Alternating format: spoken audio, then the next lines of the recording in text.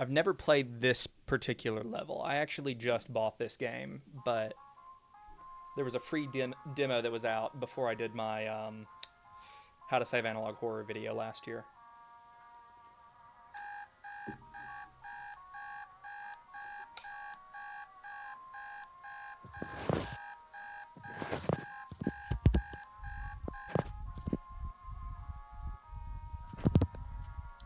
So we're just straight up waking up like in this environment.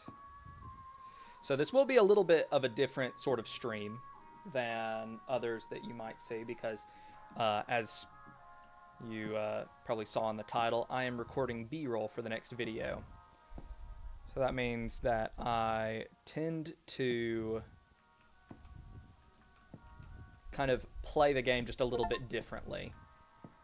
I just got an achievement that says, wake up, this is not real, it's just a dream, please, you need to wake up. Comforting.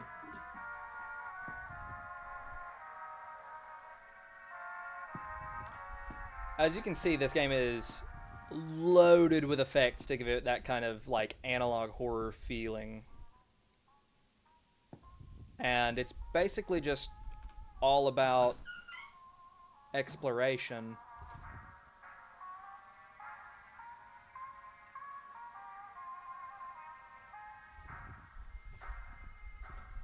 Holy crap. So, the other level that is playable in this was basically a whole pool rooms level. And it was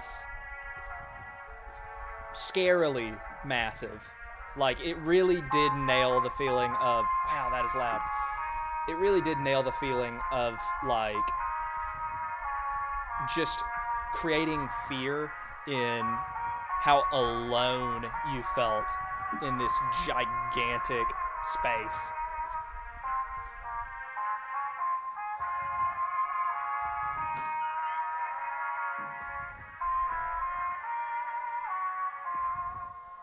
Some high ceilings.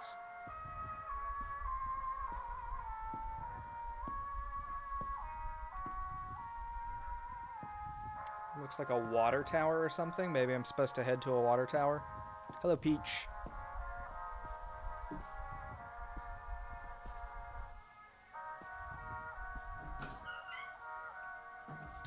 Do we see a water tower?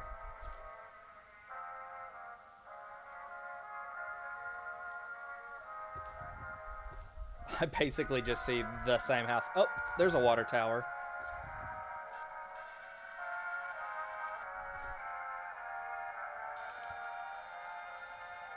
So I guess we'll try to make our way there.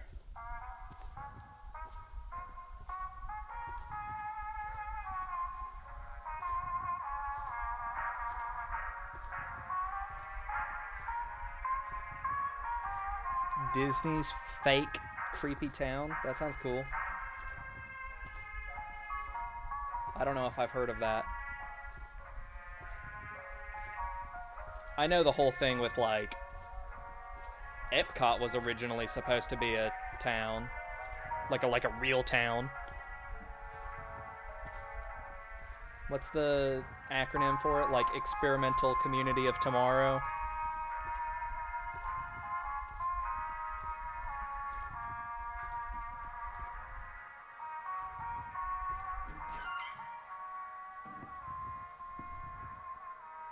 If anybody in here wants to info dump about it, I'm more than happy for you to. Gosh, it's dark in here.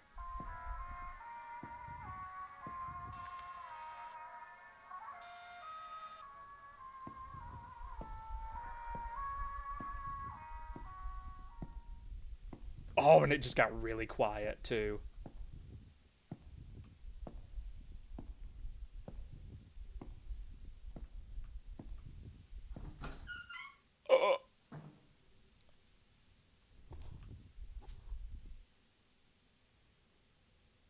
Holy crap, that's cool.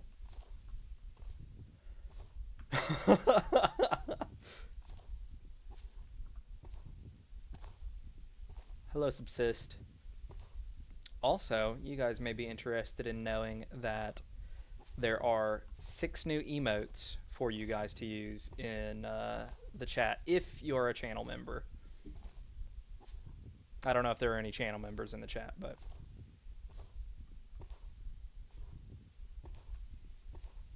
also you can use them for free on the Discord.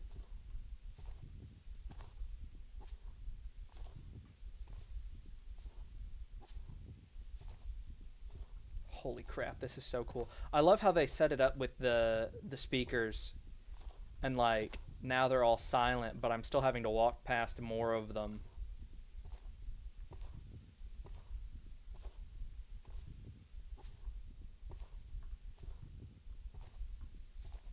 That is so cool. How much is it to be a member? I think it's like $3 for the lowest tier.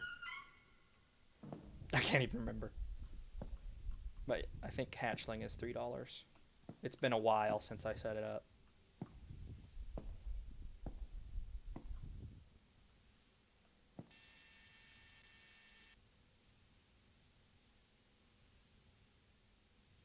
Man, those things go for a ways.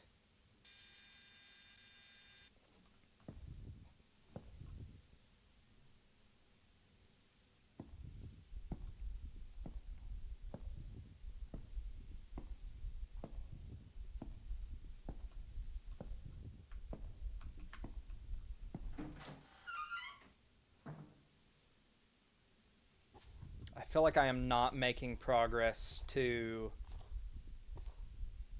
the water tower anymore. I feel like it is like over that way, and I'm actually getting further from it, but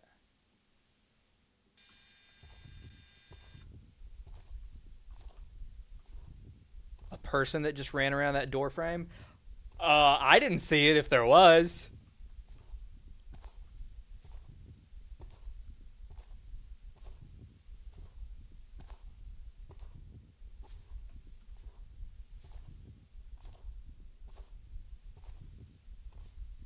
Almost done with the drawing. Awesome. Hey there, Novus.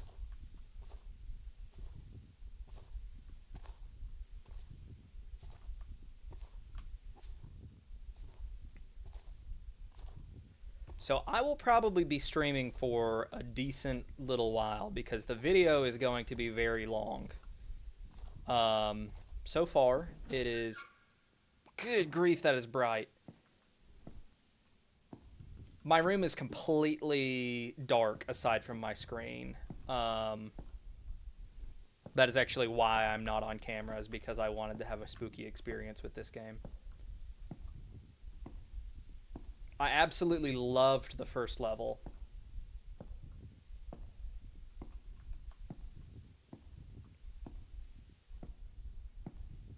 How long will the video be? So yeah, so far... Oh, the sun's coming back up.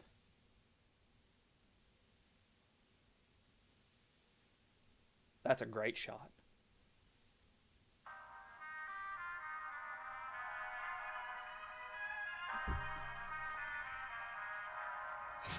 Marvel Rivals B-roll. Yeah, very fitting. Got your Mudgeon plush and he's adorable. That's awesome. I'm so excited about that. My little guy is sitting somewhere off in the darkness right now.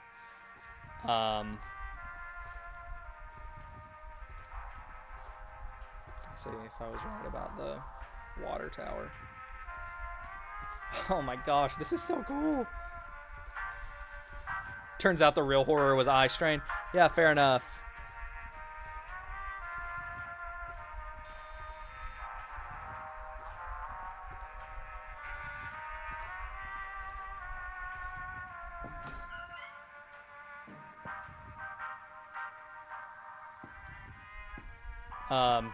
Goodness, I keep getting sidetracked.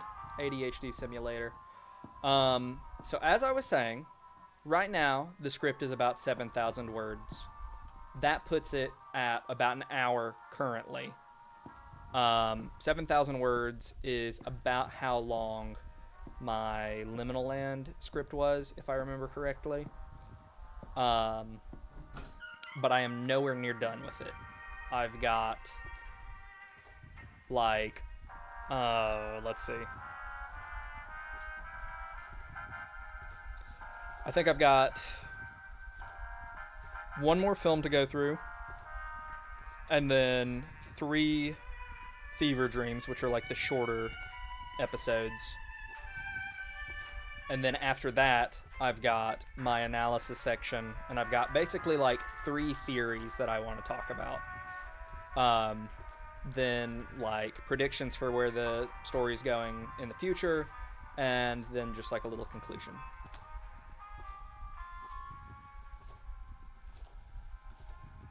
I'm going in exactly the opposite direction of the water tower. Whatever.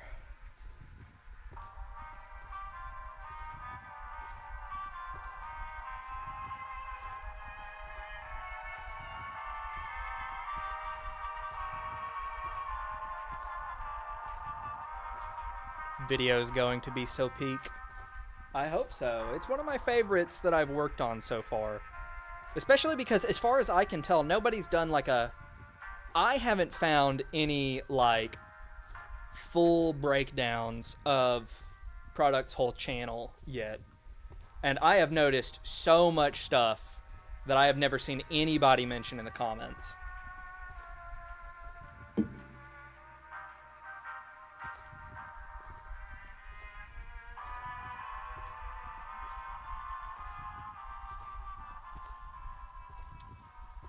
Wait, I thought I just saw the water tower. Is that it over there? Behind that? Okay. So this should help me to get there. Now, if I go through this house, I need to kind of keep my bearings a little bit, because I wouldn't be surprised if each time I go through one of these houses, if I'm like teleporting in the world. So, I'm going in at this angle, and if after I get out, I can't see the water tower by looking to my left, that means I've teleported. So, I need to go out over there somewhere. Okay, easy enough. Okay, that looks like it's still over there. Okay, didn't teleport. That's good. Yeah, go for it, Subsist. Thank you so much.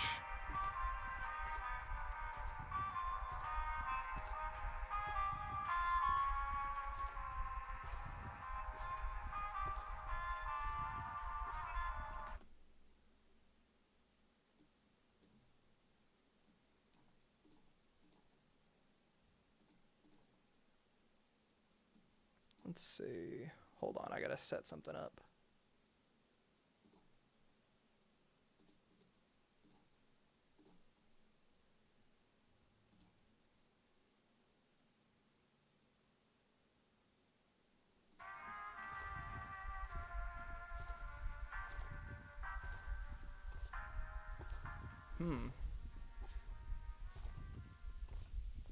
Oh, this is kind of a weird little situation here. Is it gonna make me go back out like the same way I'm coming in?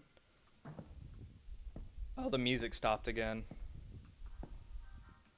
Water tower's still in this direction, but it's kind of got me going in like a weird way. I think I'm going behind where the stairs are. Oh, I can go out either way. Starting to get late again. I think going out the back is gonna lead me more to the water tower, so I'm gonna go out through here.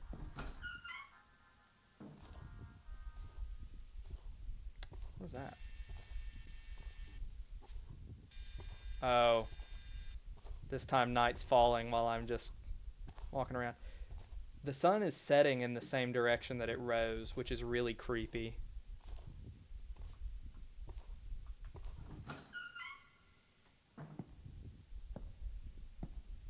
Peach, is that a freaking crow picture? Good job.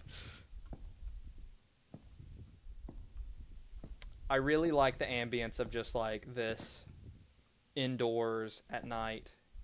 Like the lighting in here, very appealing.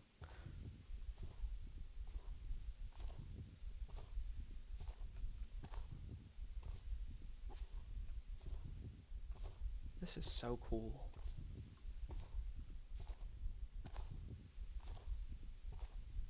Depending on how quickly we beat this, I may or may not end up showing you guys the pool rooms level as well.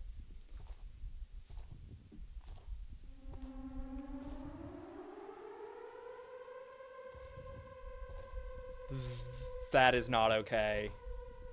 Unacceptable. I can technically sprint, but it'll ruin my footage. Hey there, King News Me. How you doing?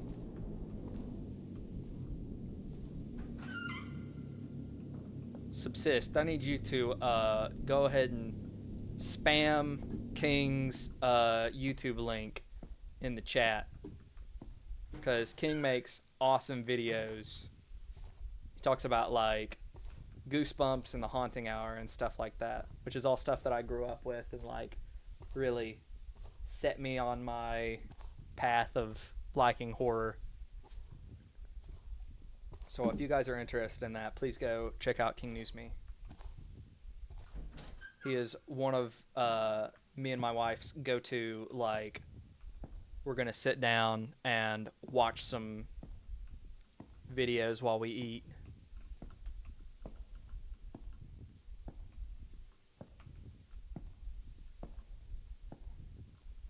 Let's see.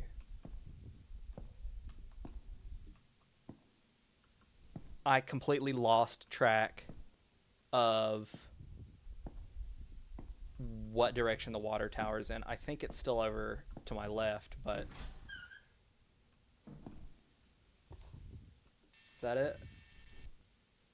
No, that is a speaker. Oh boy.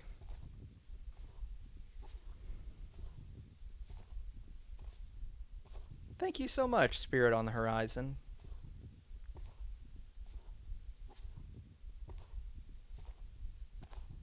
The sailors out here in San Diego? What, that's crazy. I'm glad to motivate the sailors in San Diego.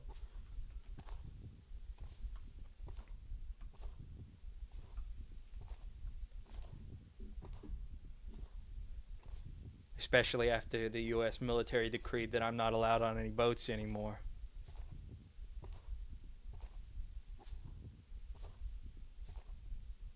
Oh! We're getting close, but also that just made a noise I do not like. Holy crap. That is actually really close. And I just got like a little loading icon. And the sun's coming up again. See? Things ain't so bad.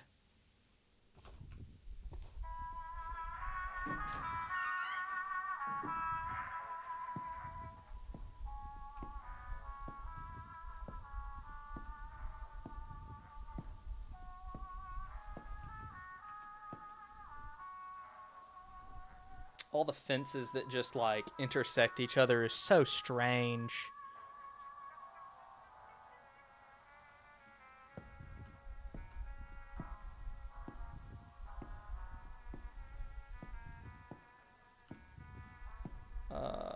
I thought that was a door. I may be a little bit blind.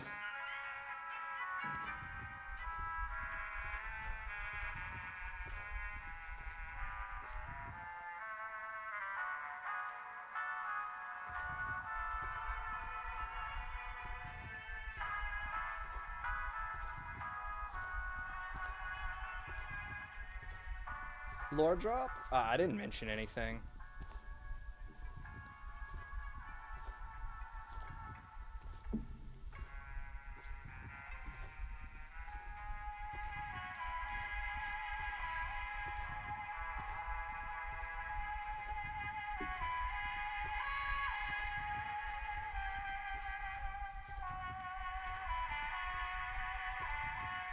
I honestly feel like this game kind of...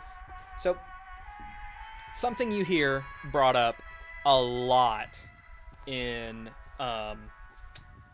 different, like, videos that talk about the Backrooms, especially if you look through comments and stuff like that, is the idea that the Backrooms was just better when all it was just a big old empty space. And, you know, to some extent, I kind of never really agreed with that. I was always like, well, you know, I think that the Backrooms is cool for what it is. This game kind of, to me, is like, oh, I get it now. But that's predicated on one very important thing, which is that I have no idea if there's something with me in this place. I really don't know anything about the development of this game.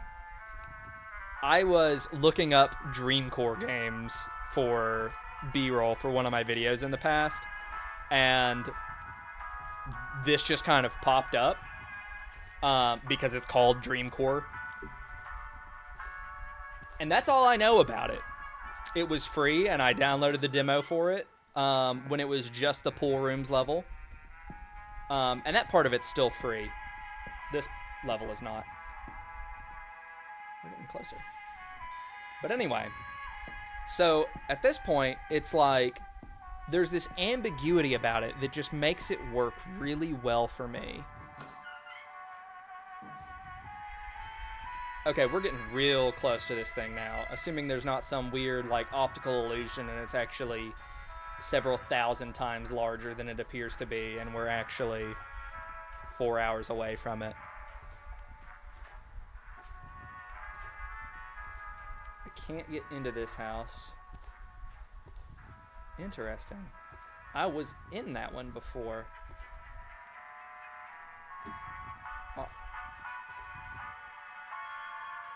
Hold on. I was in this particular house before. And I went out the back of it. The water tower was not there.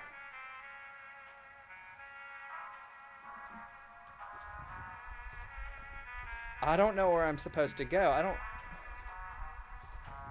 Maybe I can go through this house? I don't know. Maybe that's the one I just came through, though. I don't think so.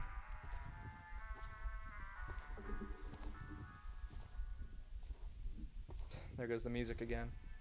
Oh, I just got too far away from the speaker.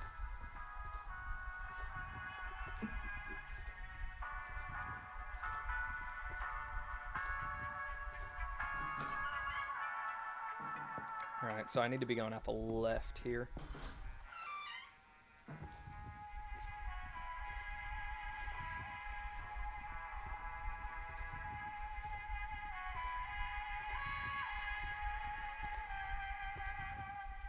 There was a distinct lack of this sense of progress in the first level. So if I get there and it just ends, that'll be crazy. Because the pool rooms was like, I think I probably spent 4 hours wandering around in it. And I was still finding new stuff, and I never figured out how to get out. There were things that I found where it was like, oh, well, this goes in 1,000 different directions. Like, literally, there'd be like a dozen different openings out of one giant chamber, and I'd explore one of them for like another 45 minutes, and I could never get back to that chamber to explore the rest of them.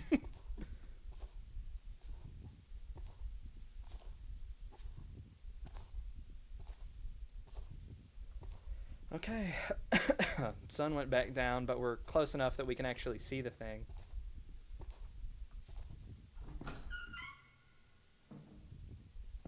Okay, I'm going to say something, and I need you guys to understand what I'm saying in this context. am I going crazy, or was the water tower not black whenever I first saw it, and now it's white? I might be losing my mind a little bit.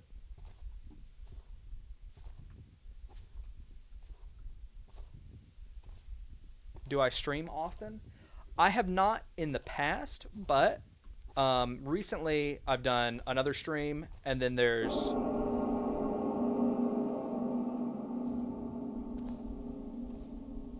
Okay, then. I'm doing this stream because the last one was super, super fun. I'm really close to this thing, but I can't because I can't get there because of the fence. There's something at the base of it.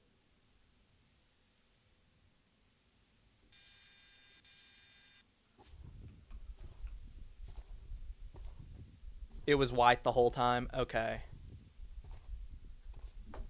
I'm going to believe the person who says they went back.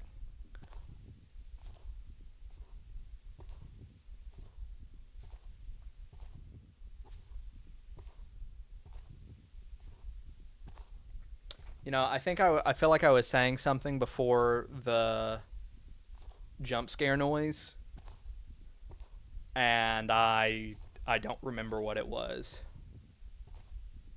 If I can get to that house, I might be able to get through.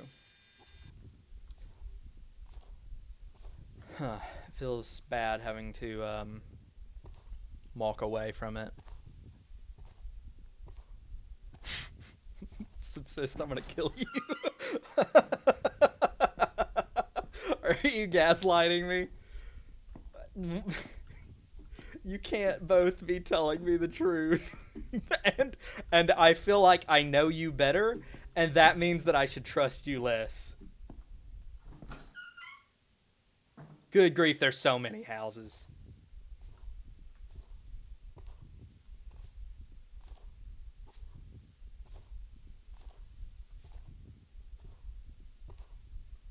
Oh no, is the water tower... Okay. I thought it was gone for a second. What on earth? Did I come out the same side I went in? Now I'm actually, like, getting really lost.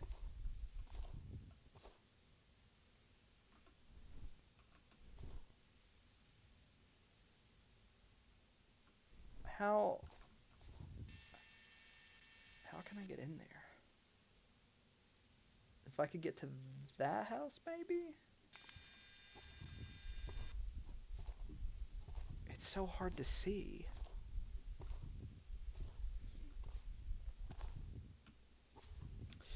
I feel like I need to go back.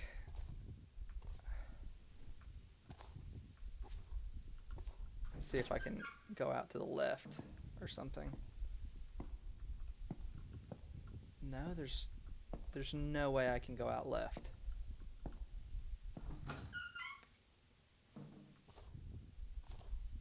And it's daytime over here. What in the crap is going on?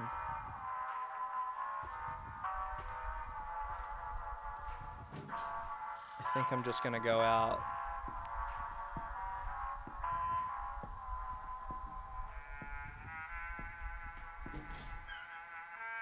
I'm gonna go out on this side and I'm gonna keep going.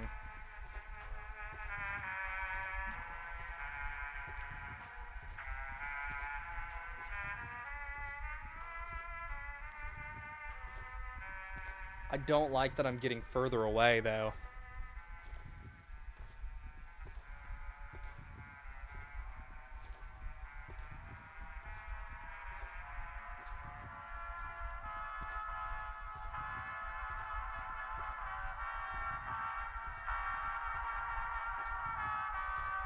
What is even happening?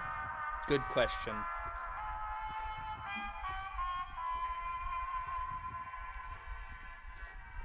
Imagine being able to live stream your dreams.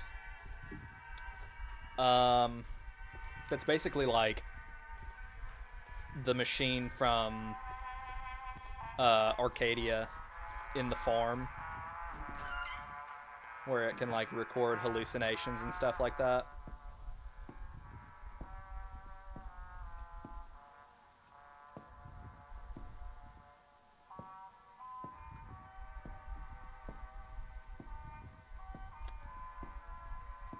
This game really is almost just one big ad for Unreal 5.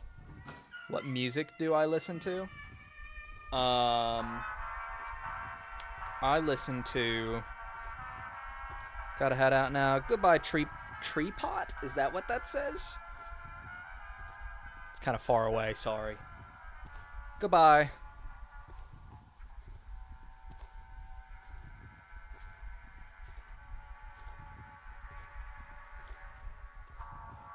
So far. And we were so close.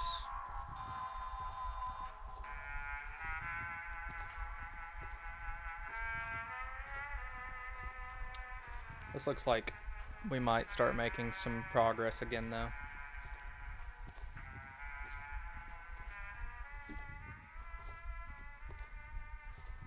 I have no illusions about the fact that this game is basically a walking simulator without any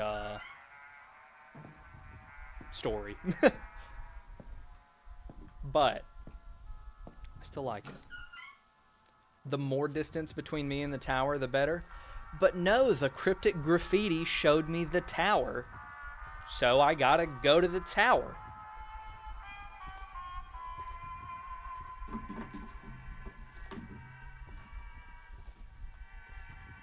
Is this a horror game? Yes. I suppose that kind of depends on you, honestly.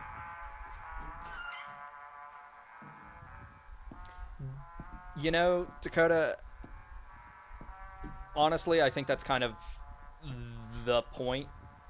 Not that it is gaslighting you, but that it makes you feel like it.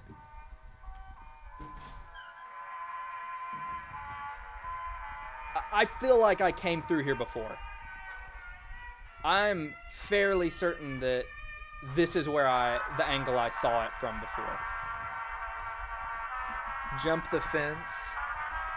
No, I can't. The spacebar doesn't work. The tower isn't real. But it's right there. I can see it, the whole thing.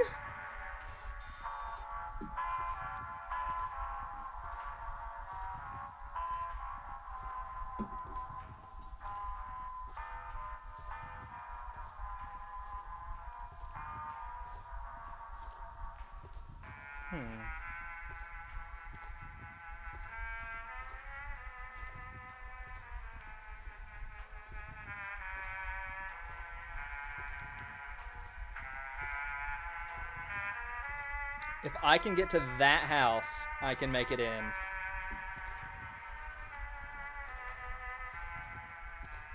That house lets me get to the tower. So how do I get to that house? I gotta make it to that house, which means I gotta make it probably to this house, which means I gotta go through this house. I gotta go through that house. Ah, shoot.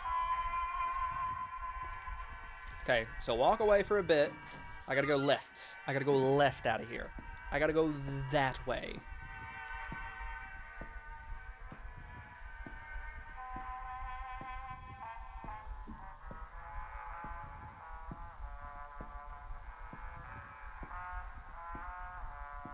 Okay, this is the way that I needed to go before. So yeah, we're good. We're good.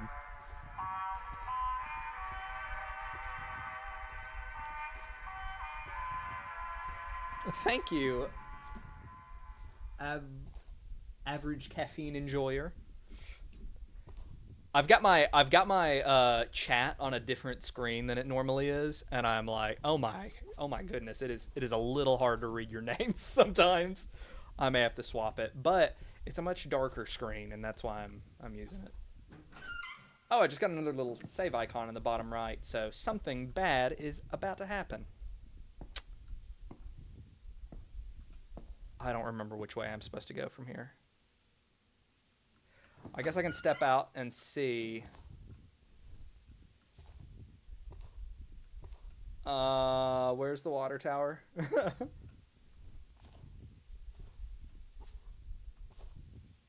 Still moving away from it.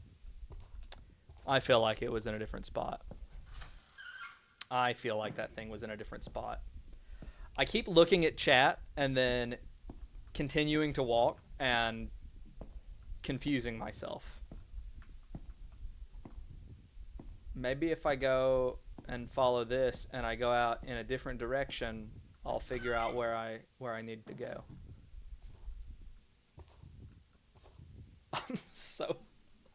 I'm so lost. I think I'm gonna go to this house because it's kind of looks like it's maybe taking me there.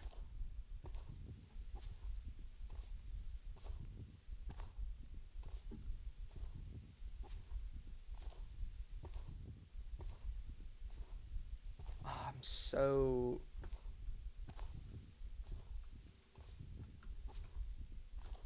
I do almost just feel like, oh, you know what? I like this blue with these floors. I do like that quite a bit. You know, I like this entryway. Although it's like, just going to critique this design for a little bit.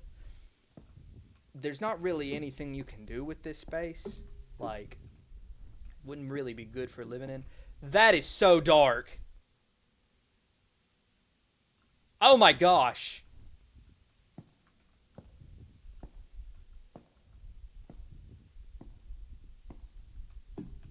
I thought it was just about to make me walk through a completely pitch black house.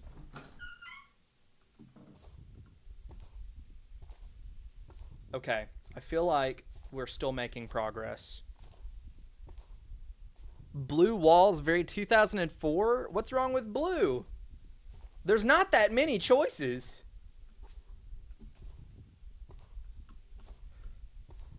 I'm not just saying this because I got blue walls in my house.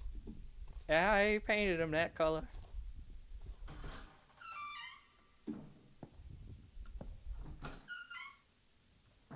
By the way, Mr. Mudgeon, sir, I love the videos. They're fantastic. Thank you so much, Dave.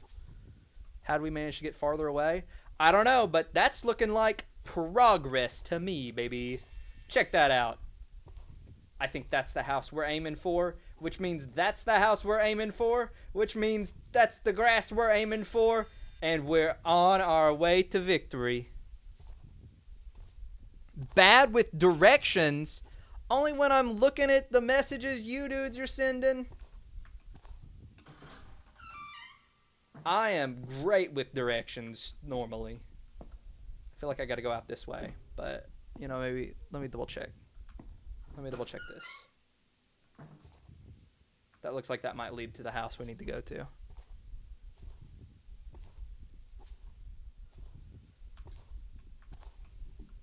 Does not look like progress.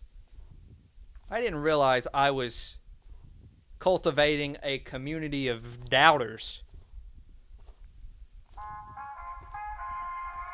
Do you see how close we're getting?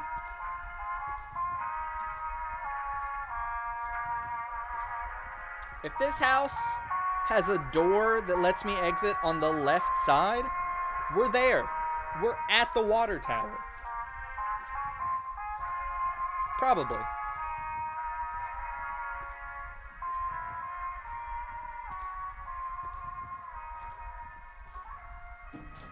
We gotta go out on the left. Okay. There's still a chance. I thought that was gonna just be a hallway. Okay. Going out on the left. We got it. We got it. We're there. It's done. Boom. Straight shot to the water tower. Doubters.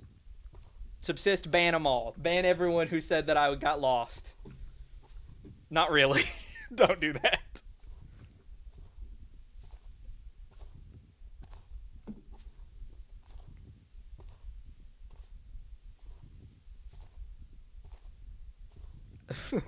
The O's in chat. Oh.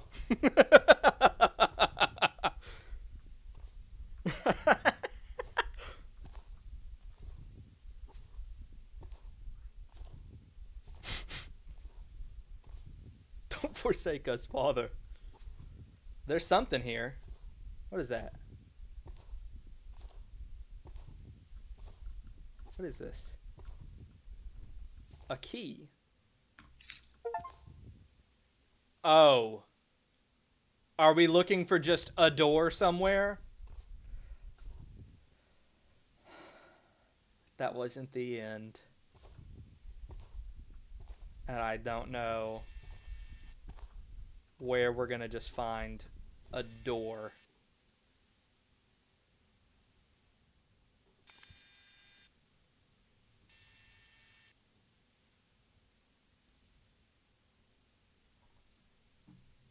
Good grief.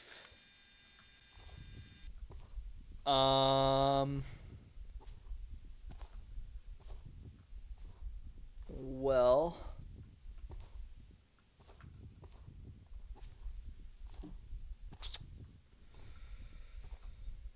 I guess I probably have to go through a different house. Maybe that one over there. But where the crap are we going to find a tiny little door? Like, this was hard enough to find, and it's massive.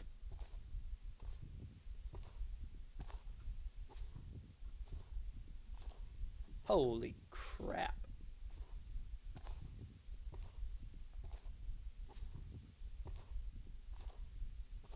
There is a certain beauty to this game, though.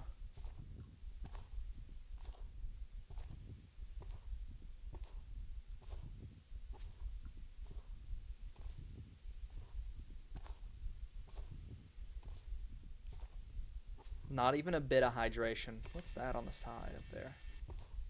Just a window. Birds and windows notoriously do not get along.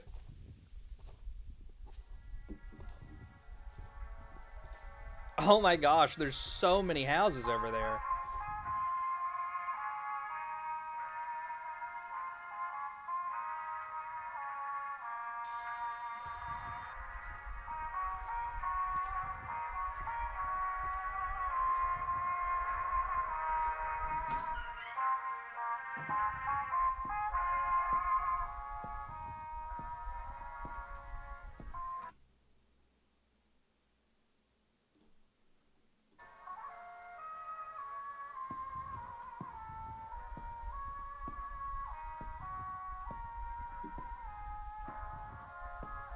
All right, time for a little bit more interior decorating with Crow. What do you guys think of this color for the walls? This like mint green, if that's what you'd call it.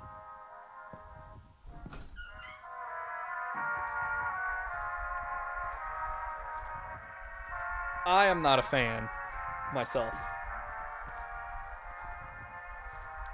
Mint is kind of not my thing. Obviously, I, put up with it, but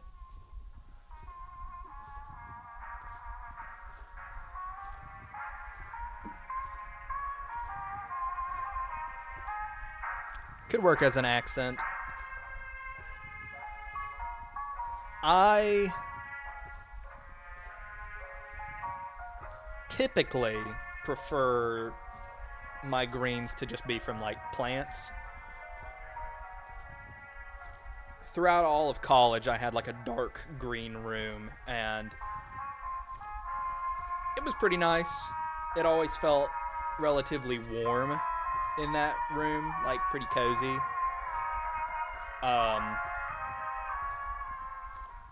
Sun's going down again.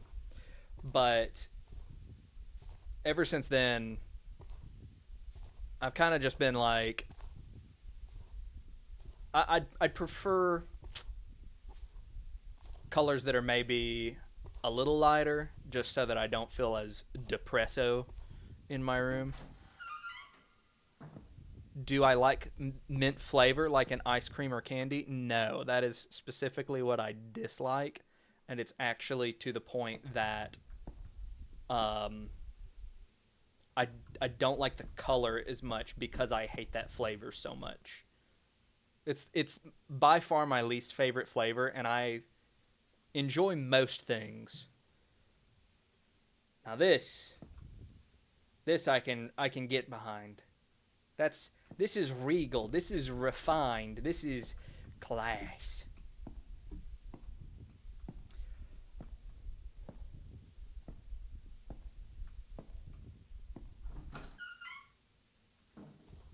To be honest, I think that the fact that so many people just like when they buy houses, they go in and they like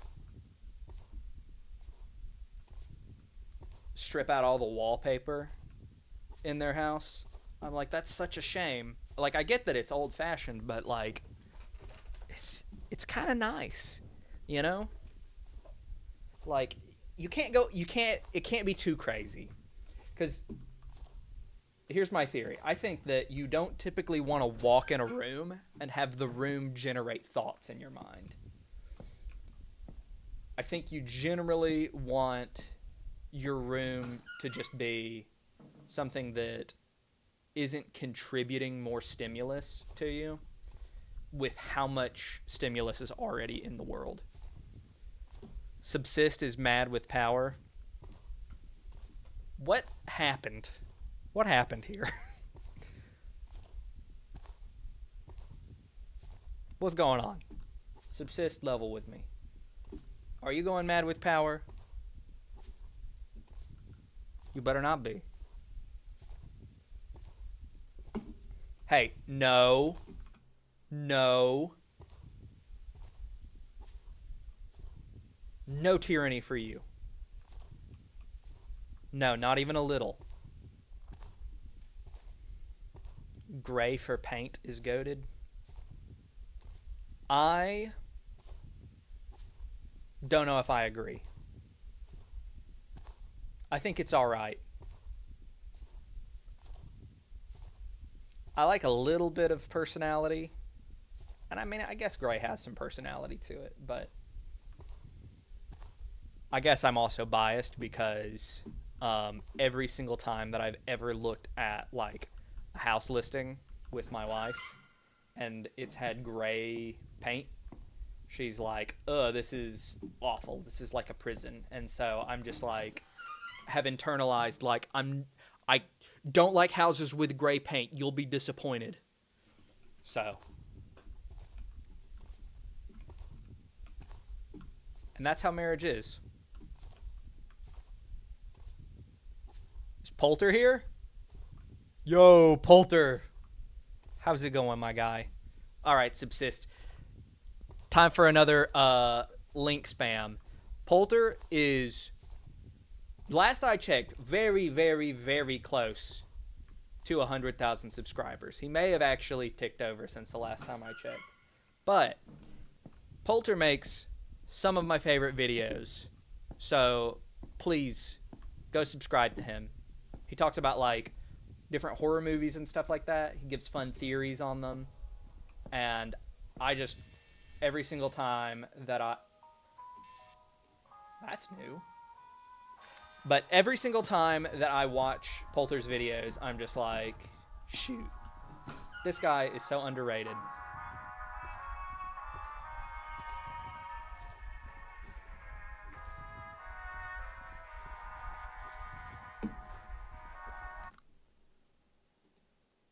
$400 subscribers away. Holy crap, that's so good. So freaking good. And yes, these are stop signs. I wonder if it's because I'm just like at the edge of the map or something, but the fact that I'm finding them,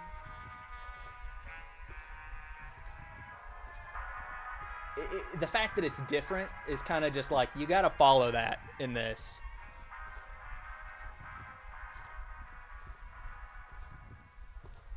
A stop sign? Yeah, I sure hope it is.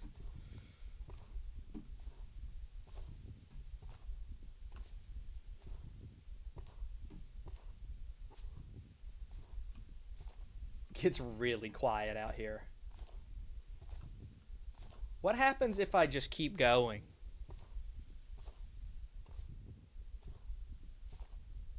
Like, do I just get to an edge? I mean, this is like UE5, like tutorial grass texture, put in a bunch of fences, and then just like do a little bit of noise for all of the hills. So like this could just be the edge of a plane.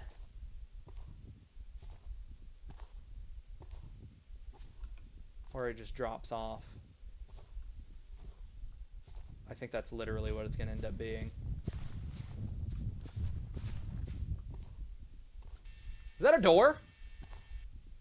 It's the door!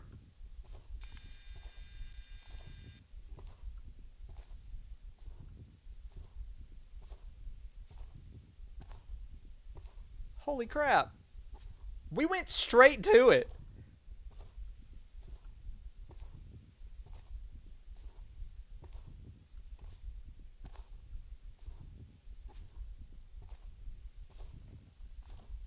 I cannot believe that. That was so fast. I don't want to run to it because this is going to make kind of cool footage. Open the door.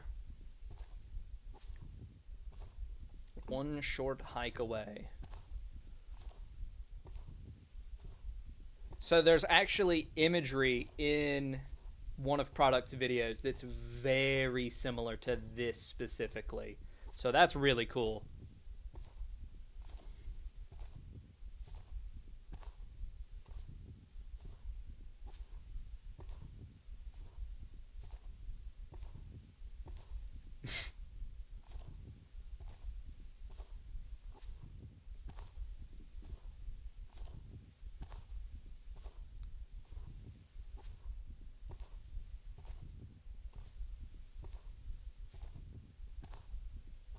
It's really cool how quiet everything gets when you're approaching it.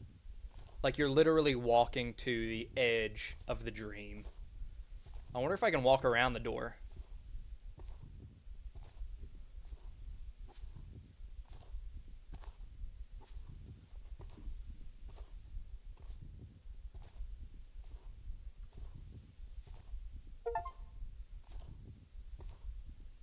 It was always a dome. How do you know feeling it was all fake? You can't walk around the door. Oh, what the heck? Cool. And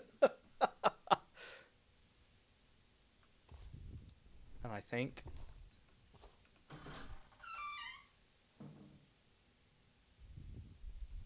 Is that a freaking eye?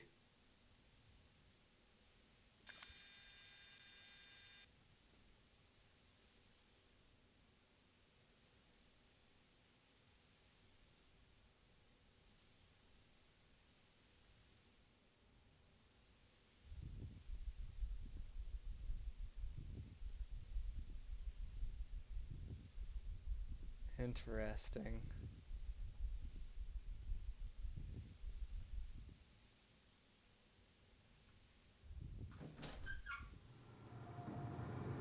Holy crap.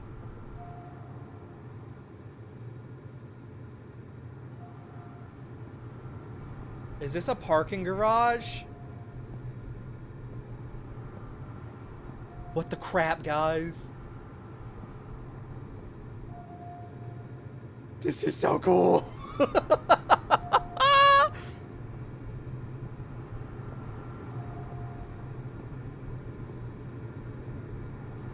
No freaking way.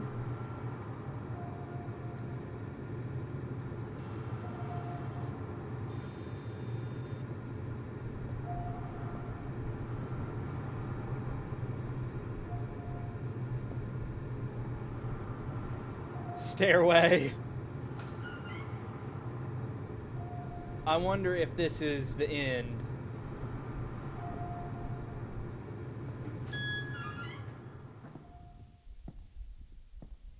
So this is like into the like legit backroom stuff now.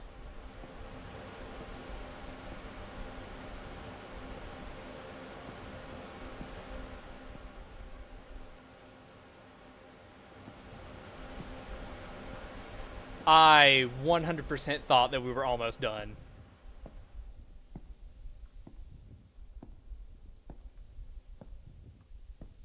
More stairs.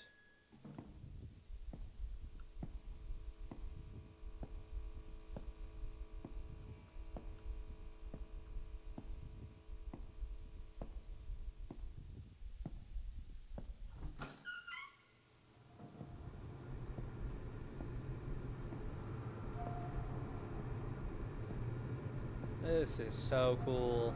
A red door. Is that an exit sign above it? Is this where I came out? Yeah. This goes back to the void, doesn't it? Huh.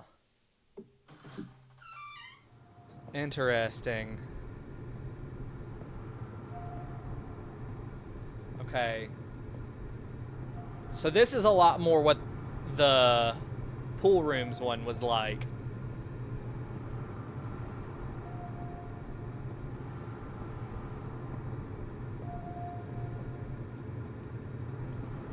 Wow, this is cool.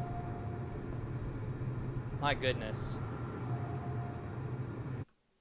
So it's just like...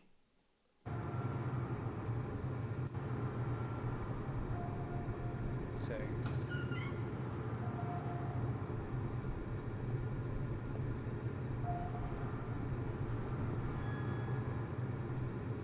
Am I able to, like, interact?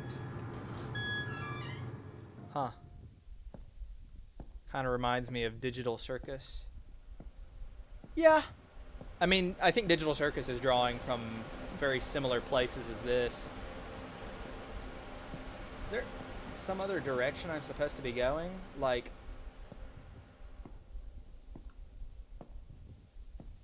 Because this just comes back out in the same spot, right? Like, next to the red door?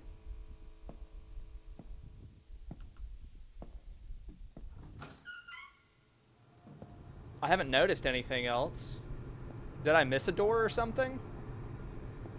Like, that one goes back to the void. I passed a door. Okay.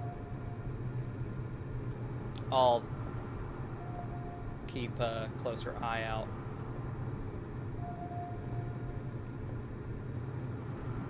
Is there something over here? Do I have a flashlight? I can't remember, honestly. I know I can crouch, I can zoom in, and I can zoom out. That's all I can actually remember. Is it possible that there's like a door code that I have to find?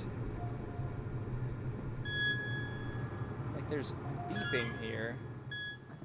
Oh, yeah. You're absolutely right. I just completely ignored this.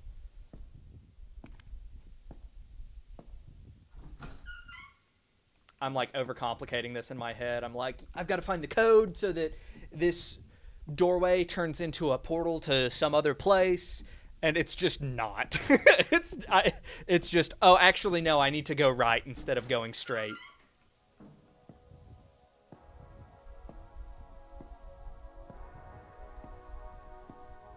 Whoa! So this is like them programming the neighborhood. It's even got a camera from the top of the dome. I wonder if I would have been able to see that. Wait, is the view from the sun? Maybe, like, the sun is hiding a camera or something.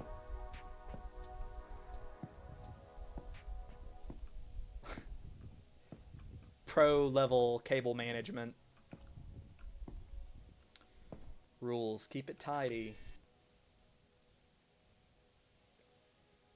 Color guidelines. Quiet hours. Enjoy. Guest house. So... I'm assuming this is some sort of diagram of the structure that we've been in. So there's this one thing that, like, is 94 maybe the, like, the dome area? Or is this whole thing a representation of the neighborhood? I'm like, is there any possibility that, or maybe each of these circles on the outside, maybe those are all domes. Huh. This is cool. Open door to a stop sign. That's pretty fun. That's pretty fun. This is really similar to one of the sections from the pool rooms.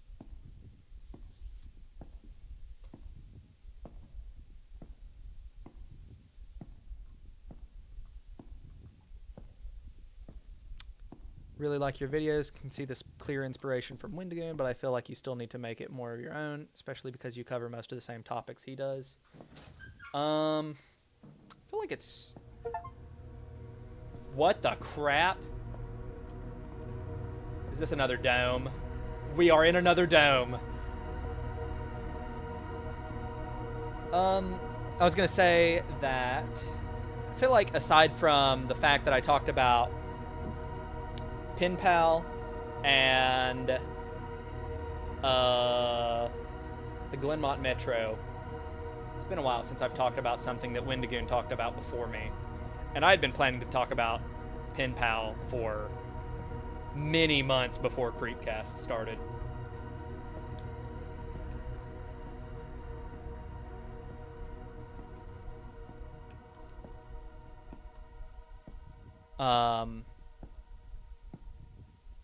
But I'm trying to think. It's like, aside from that, was Mandela Catalog the last thing that I talked about? The same, like, before he did? Or not before he did, but after he did? I'm at the point where I can't remember all the videos I've made. Any projects I'm procrastinating on, like Vita Carnis or other stuff. I'm not procrastinating on Vita Carnis. I just want to wait until all of Season 2 is out.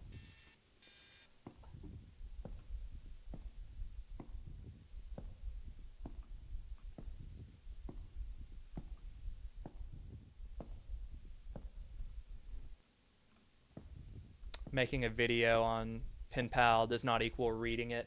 That's true. Was I not supposed to just walk past everything? There's a lot of doors here, and I don't know what they lead to.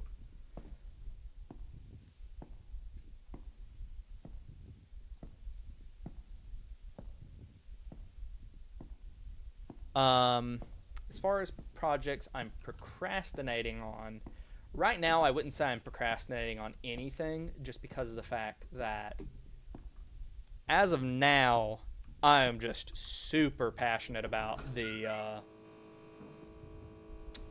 product video that I'm working on. Wow, so we are back in the houses, but these are way more complex and a lot bigger on the inside. Wow. There are big projects I want to work on that I'm not working on. Like, I want to do an updated Ned Kelly video. Oh, that's cool. Just giant hallway. I want to do an updated Ned Kelly video because that's just a super interesting story. And that's just like a real life crime. But I have a very good idea of how I want to cover it. There's an exit sign. And it leads out to yet another one of these little like alleyways. Weird. These are strange. Oh! Do any of the green apologists wanna take this one?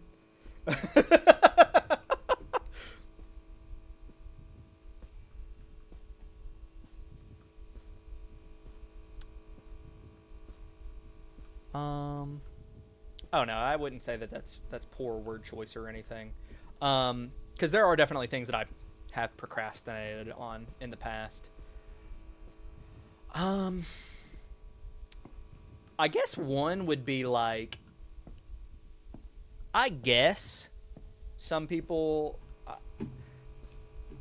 I have a suspicion that a lot of people would like for me to make a video about like Gemini Home Entertainment, just because I know it's one of the biggest analog horror series.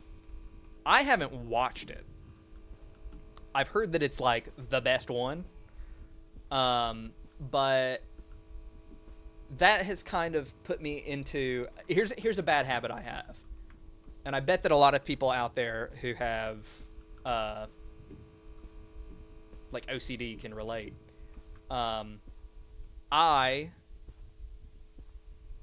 If I think I'm gonna really enjoy something, I tend to try to save it until I'm in like the perfect mood for it, and that kind of like results in me just never experiencing a lot of stuff that I'm interested in.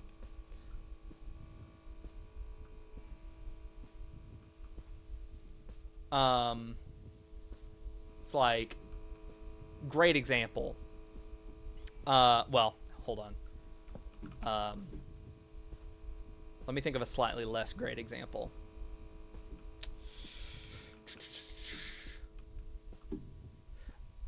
I'm not going to give anything specific because my worry is that someone will like spoil something.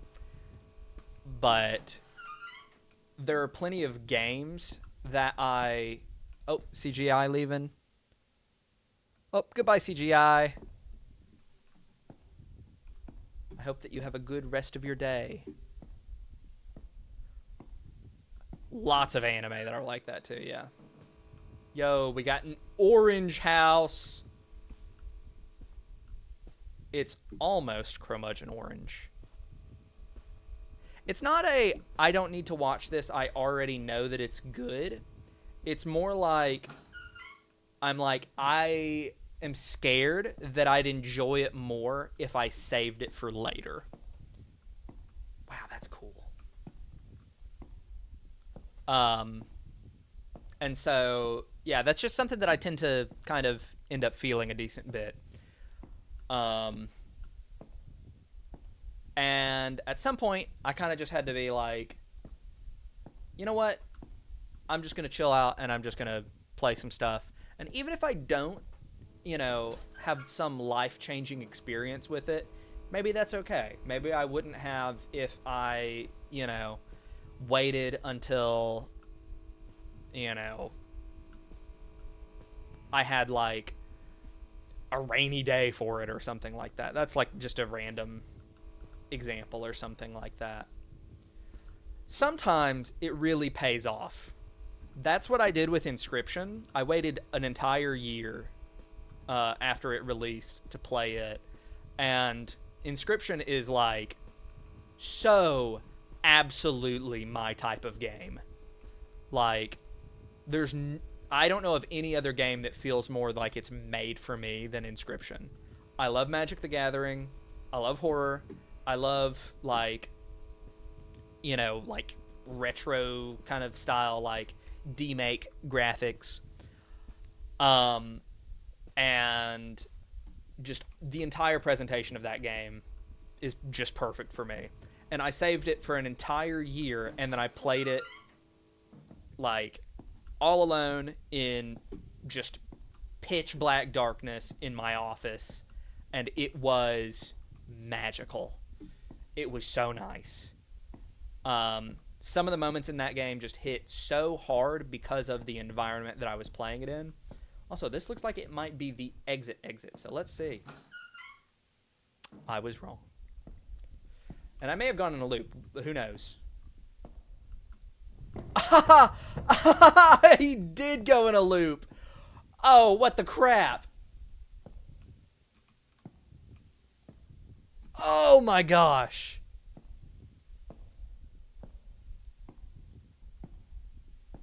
Wow.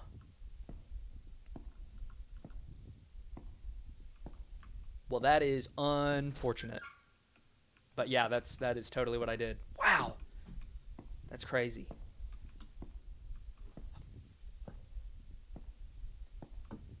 Um, but yeah, so I tend to have that experience though of like, oh, goodbye Peach. I tend to have that experience of I'm gonna sit here and, you know, wait to play the newest game in, one of my favorite game series. And I'll just do that for like 5, 6 years. There's one game in particular that I have in mind that I waited like 10 years for, being kind of like, I don't know if they'll ever even make another one of these. And then they released it, and I was like, oh my gosh, I can't believe this is real. And I still haven't played it. And that was like 6 years ago, 7 years ago, something like that. But at the same time, sometimes you kind of have to be like, oh, that's crazy. Oh, that is so cool. What the heck? Sometimes you gotta let go of the tyranny of like, this series of games is part of my identity, and, I have to love this or else I've lost something, some part of myself, if I maybe don't like the newest entry as much.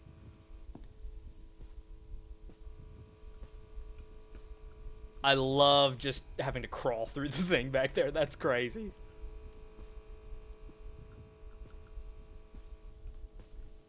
Not sure if you've seen this before. Looks familiar. Seen a lot of Backrooms games, and they're all similar. Yeah, this is Dreamcore, if that helps you to figure out whether or not you're familiar with this one in particular. I'm going to try to keep moving towards the sun, which is a really, really bad idea because it will eventually set. But I think it's basically in this direction. And I have to turn around.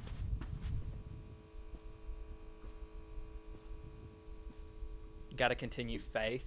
I do need to continue Faith at some point. I've only got one more chapter left, I think. I'm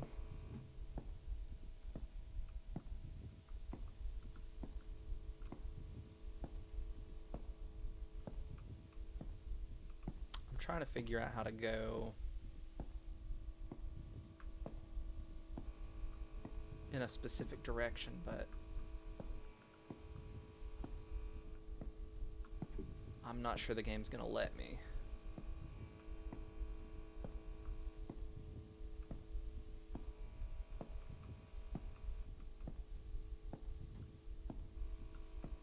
Where on earth is a door out of this place?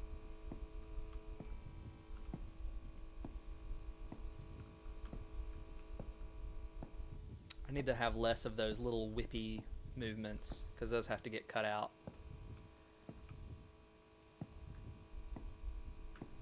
Oh, man. I might be wrong, and this might let me out right where I came in. But if my internal compass is correct, this is actually the way I want to go. I don't think that was there. But I'm really not sure.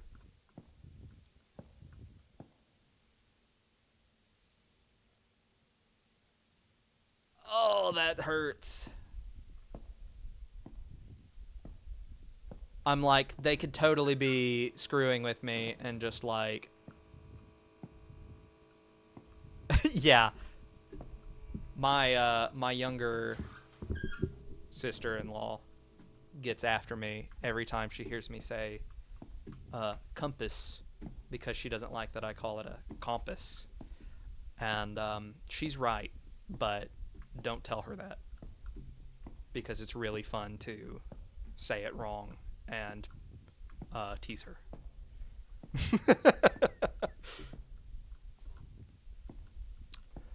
Goodbye, Drake. Alright. I'm thinking that I did go in a circle.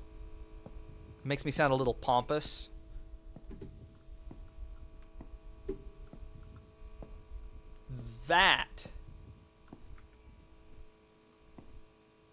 That guarantees that... Okay, hold on.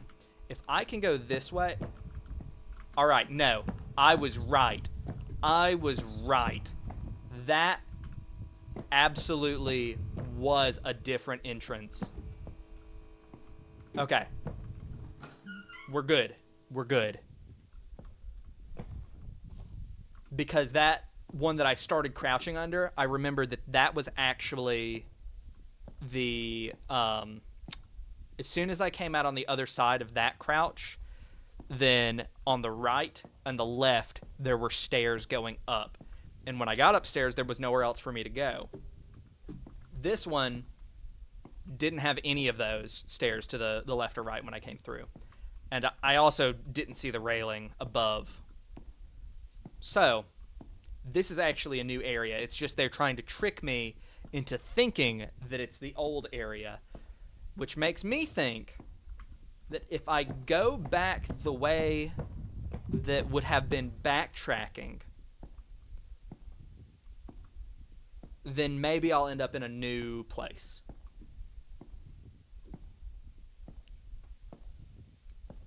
But we'll see. I don't see any doors over here, so... No exit. Everywhere it says no exit. Oh gosh, that's a little unnerving.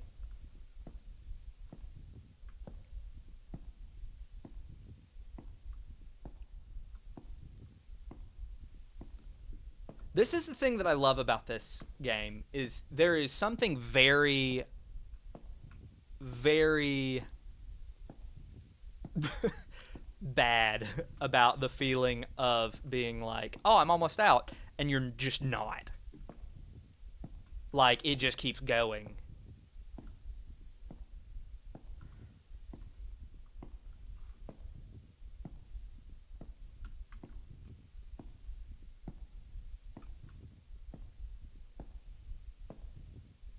More spooky at night? Yeah, it absolutely is.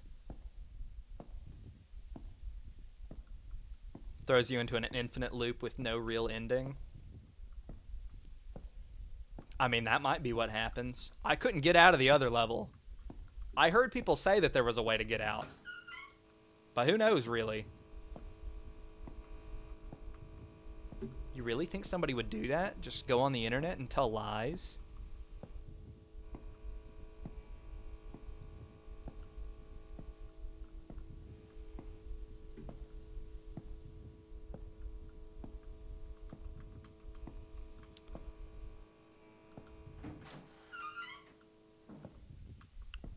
We're continuing to move in a relatively straight line.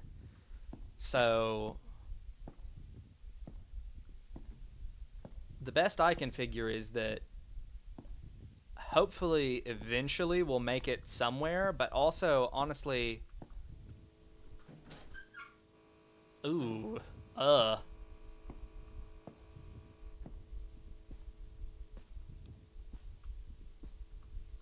it could just like...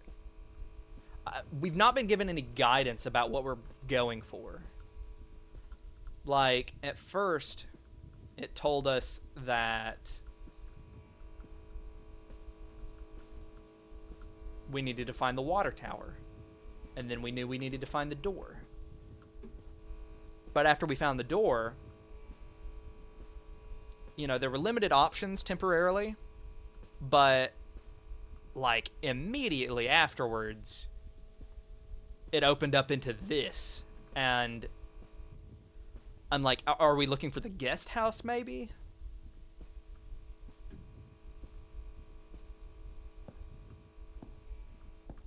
I'm not sure. Ooh, this is spooky.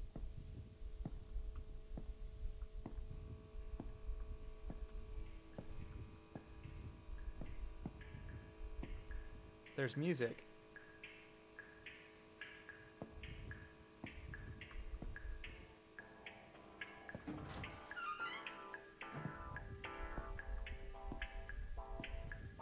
I'll take that to mean that we're making progress. Hold on, you guys hear that too, right?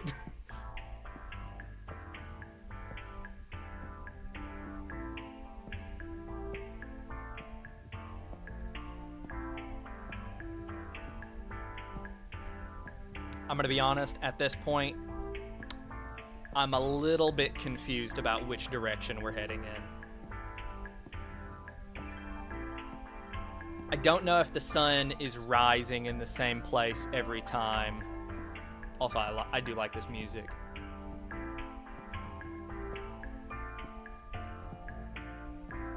Crunchy, that's a great word for it.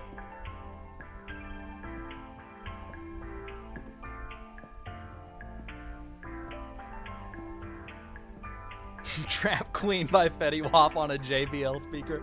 JBL makes good products. What are you talking about?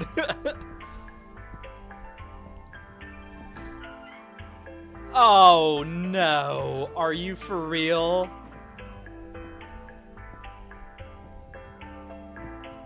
I hate to say it, but I'm pretty sure that I did just come back the way that we had gone before. Because I think I went down here and I turned right. I think I came through this entire freaking thing and ended up back over there. My goodness. This is new. Don't know what this is. What did you miss? More houses. This feels like it'd be an art gallery or something. It's kind of nice. I like it. Also, there's music now.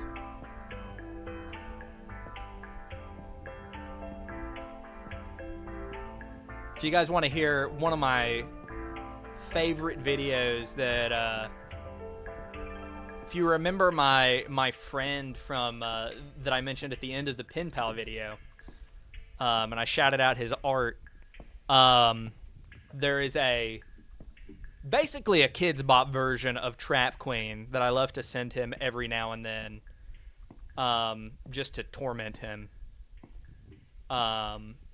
By a kid named George Dalton, and we found it when I was in high school, and it's something special. An internet gone by. An artifact of an internet gone by.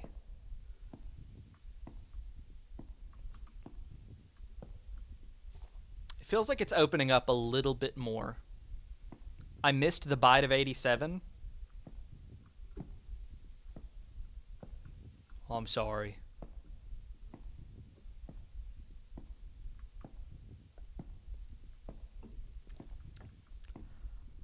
I missed the fun music already.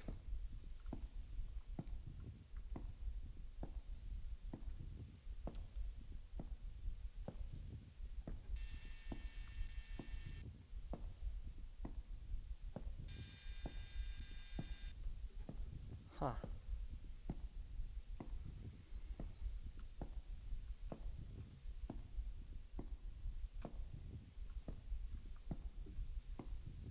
Did you just send the George Dalton Trap Queen?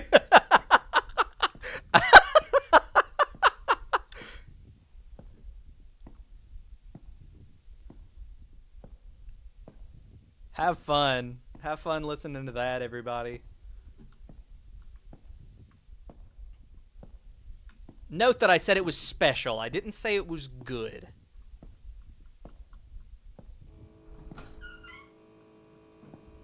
Right, this still kind of looks like the art gallery. But I don't see any pillars.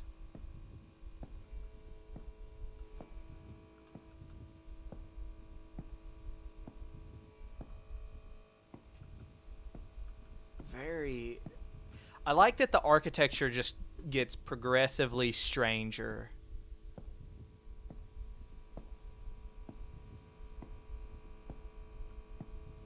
Did I say art direction? The like... I mean, I guess that's accurate.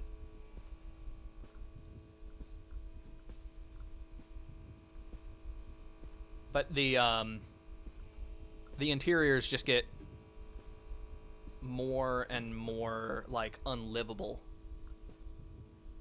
And it's weird because this whole area has almost this sense of like being almost like a it reminds me a lot of Home from Liminal Land.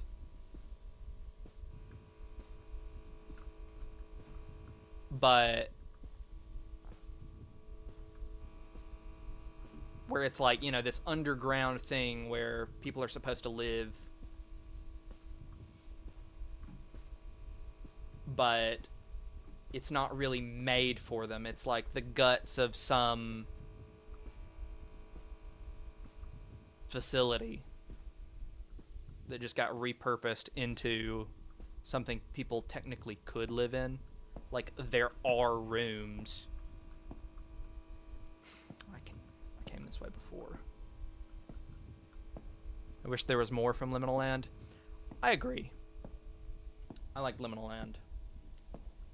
Nothing else that I have talked about has really felt like Liminal Land. And whenever people talk to me about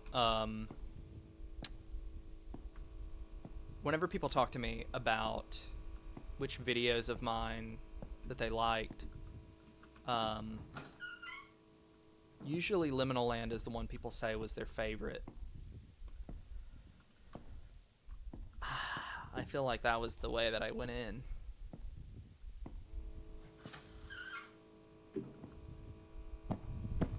But I could be wrong.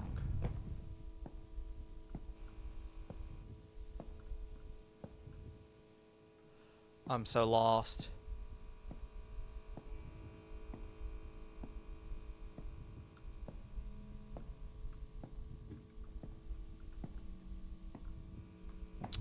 No, you know what? I'm gonna trust my gut and say that this is a different entrance. The Vita Carnis interview is one of your favorite videos of mine. That is not a particularly common viewpoint, but that's really cool. I would say that my favorite videos that I have done are the myhouse.wad video and my Arcadia video.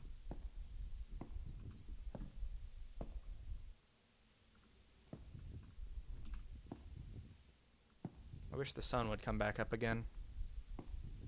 Kind of help to keep myself oriented.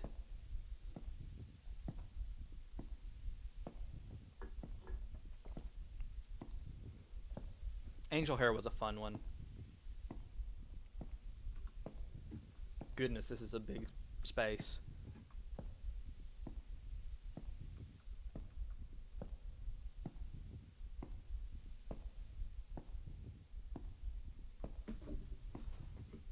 Obviously, the how to save analog horror video is another one of my favorites, considering the fact that I just got to meet so many cool people because of that video. Like, I interacted with a bunch of my like heroes because of that video. And not many people get to do that. So that was pretty freaking special.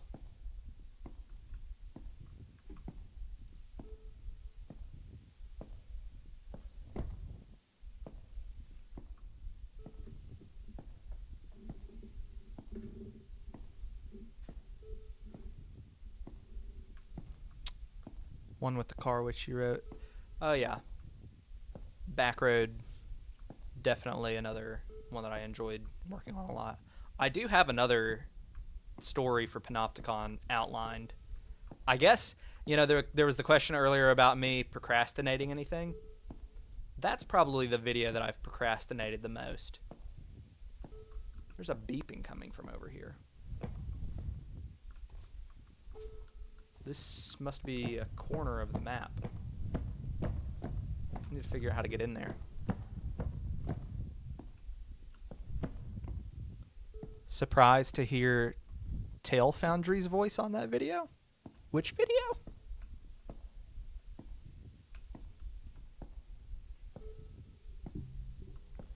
I haven't gotten to work with Tail Foundry.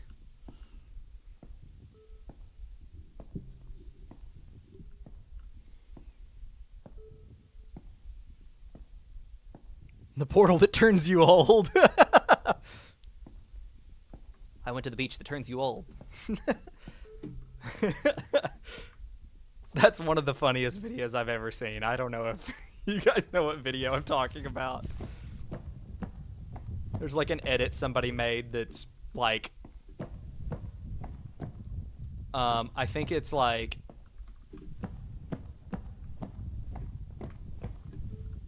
an edit of someone doing impressions of Ben Shapiro and Joe Rogan talking about the beach from M. Night Shyamalan's not Old.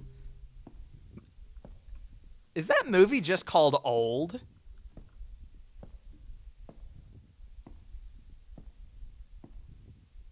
Did I just hit you with a mid-roll ad? Not intentionally.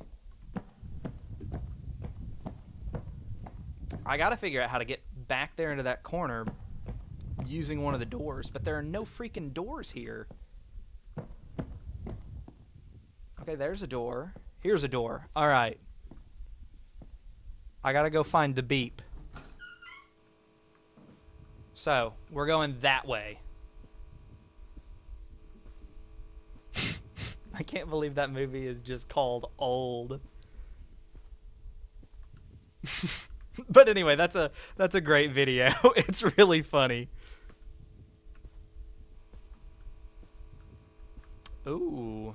Well, that's not what I expected to find here. Yo, this gives big, like, Gmod, I guess it's just called Big City.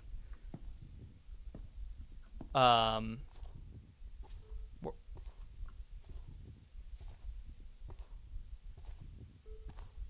beeping is this way. Planning on making more videos on any Junji Ito manga? Yo, look at it! Boom, that's an exit.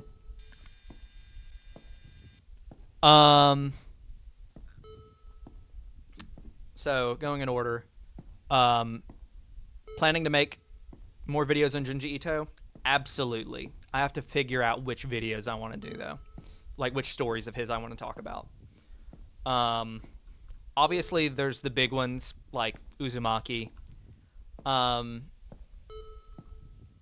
guess I'd rather talk about Gyo. Partially because of the fact that Gyo has more tie-ins to, like, Shadow over Innsmouth. And so that kind of feels like... And fewer people talk about Gyo.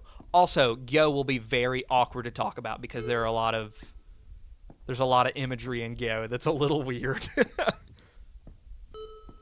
An elevator.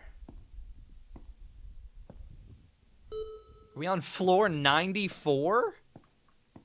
What the crap? Where is this going to take me? We've been going for a little over an hour and a half. The one with the fake poop? What? A Remnant one would be cool. That is actually one that I've considered more than others. Something related to time, like you mentioned in your previous videos. Absolutely, I'd love to. Are we going back into another void? Oh my gosh.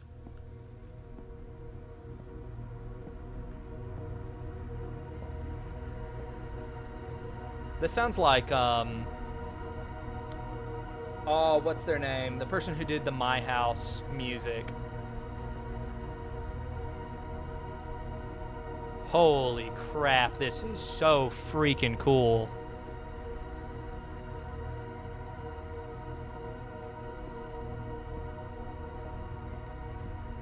And I assume I can go in all of them.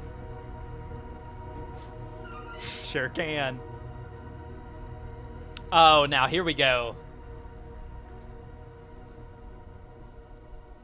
In the immortal words of the Black Eyed Peas, here we go, satellite radio.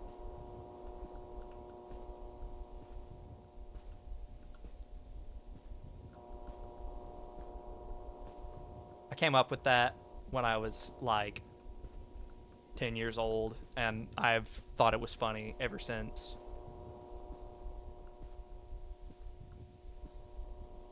Oh, sorry, Subsist. I have not gotten a chance to play Season 2 of Rivals yet. I'm excited to, though. Mostly because of the Thor changes, and because having another Battle Pass will be fun.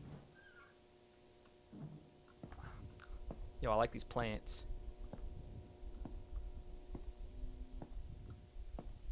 The buzz is creepy.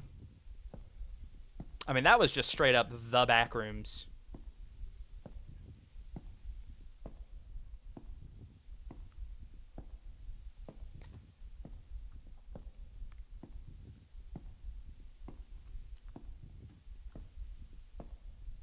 Man, it's killing me that I cannot remember the person who did the music for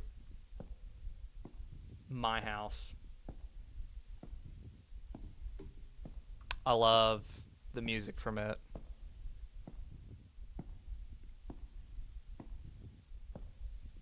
It has some weird name. I think it starts with an E. I don't want to interrupt the stream to go look it up, but it's killing me. Subsist or Novus, one of you want to do a search for me? Because I want to shout that out, because they make good music, but they're a little underrated. Heard another beep, which suggests to me that I'm backtracking, but kind of want to see. For what series? myhouse.wad. Not a series, but you can just look up myhouse.wad OST. It'll still come up.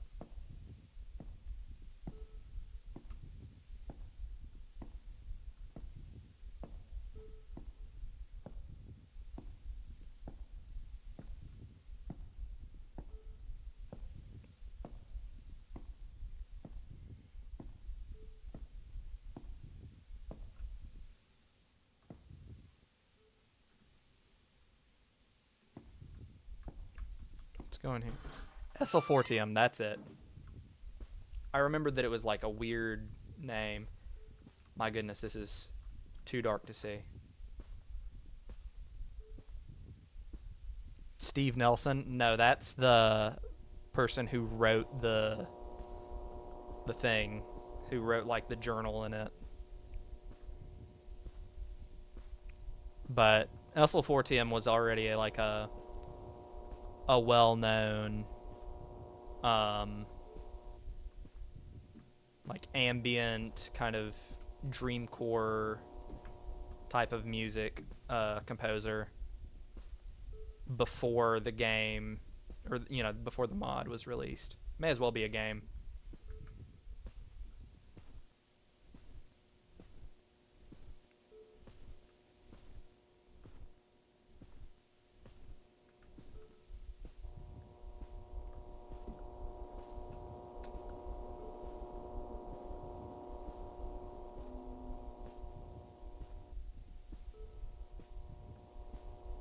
I assume that just wandering towards the beeping is going to take me back to where I came from, but on the off chance that it actually takes me to the next section, I'm going to keep doing it, because, maybe there's a possibility that I just wandered. Oh, that's really cool. That is really creepy. The fact that there's just that much darkness over there, like this alone is a great little composition. first video of yours that I saw was the one about the kid with supernatural abilities and purple gaze. It's a Good Life. Yeah. That one I am particularly proud of, because that one, wow, wow, that opened up a lot. Wow.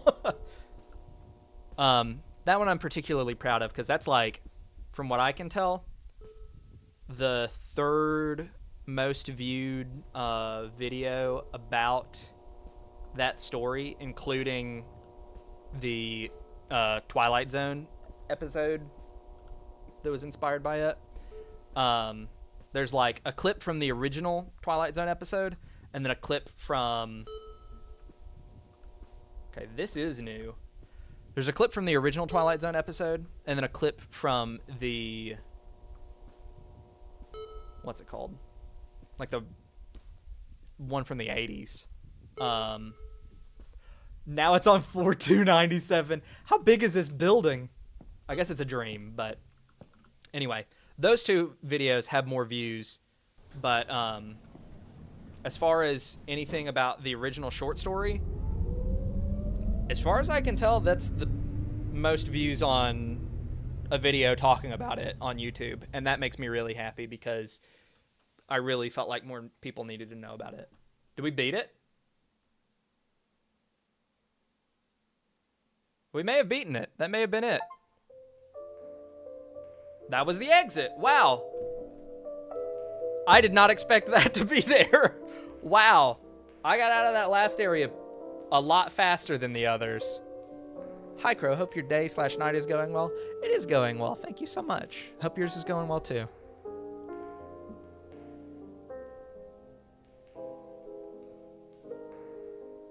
My Chemical Romance album analysis video win. I'm going to have even more people in my chat telling me that my videos are too similar to Wendigoon's if I do that. I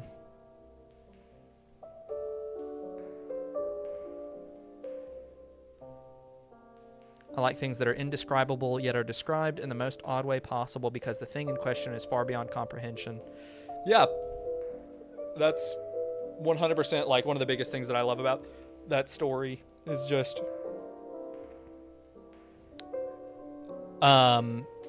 Backrooms, more like baby rooms. Great joke. Just top tier.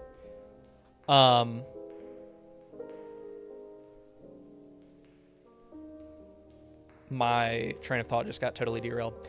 Yeah, that's one of the things that I love about It's a Good Life. That was really fun, and I'm going to show you guys the pool rooms one as well, because that one is even cooler.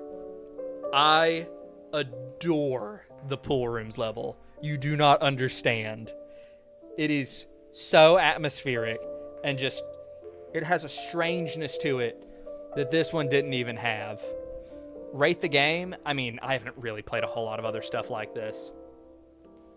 Playing this for yourself is a unique experience, for sure.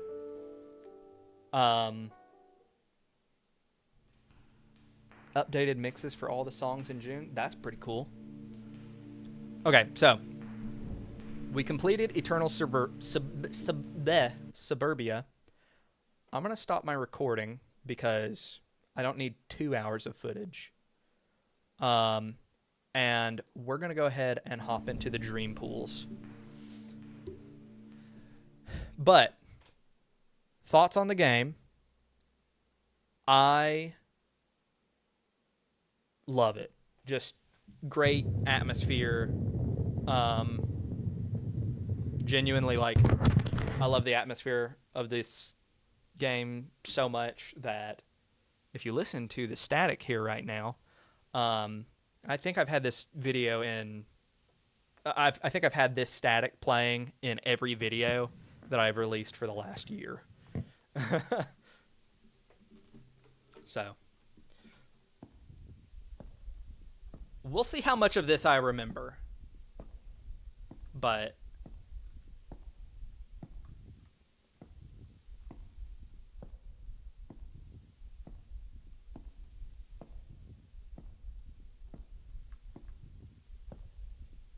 You and Wendigoon both talk about creepy things, but you have very different styles. Even if you two were both talking about the same thing, I'd watch both videos.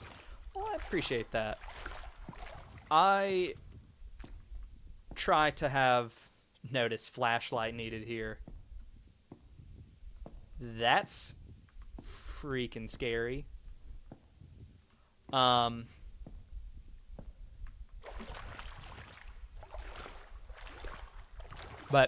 I try to make my stuff in a different enough way. But I also have tried in the last couple of years to talk about different stuff quite a bit. Because, like, I don't want it to, you know... Early on, I needed to kind of talk about more stuff that other creators had covered. Because... I can't remember if I put this in the How to Save Analog Horror video or not, because that one was more for horror creators and less for, like, horror analysts. But one thing is, it's really hard to make people care about stuff that you're interested in. It's much easier, like, if you want to, you know, talk about horror and do the type of videos that I'm making. The best thing you can do starting out is to talk about stuff that people already have an interest in. Also, this thing's freaking weird. There's just a grave in here. The reflections in the water are so nice. Like, look at this. Oh, my heart. This game is gorgeous.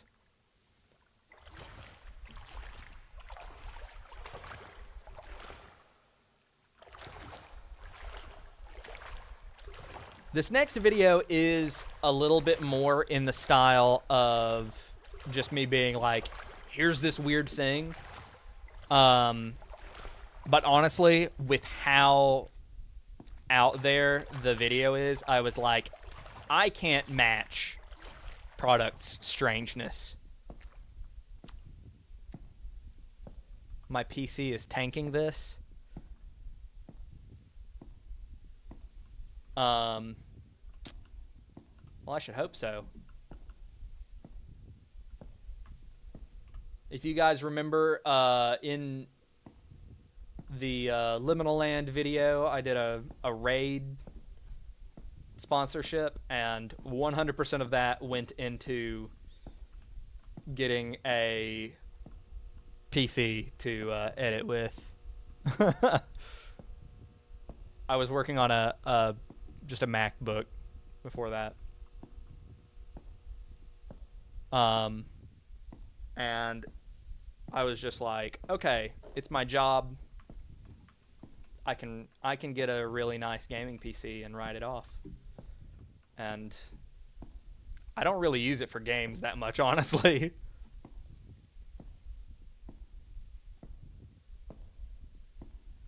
I do think that there is, yeah, David on the way.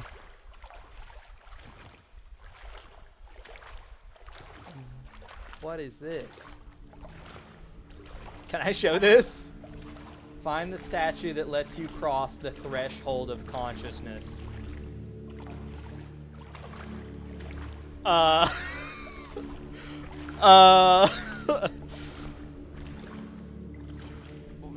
I have to, like, interact with it in some way?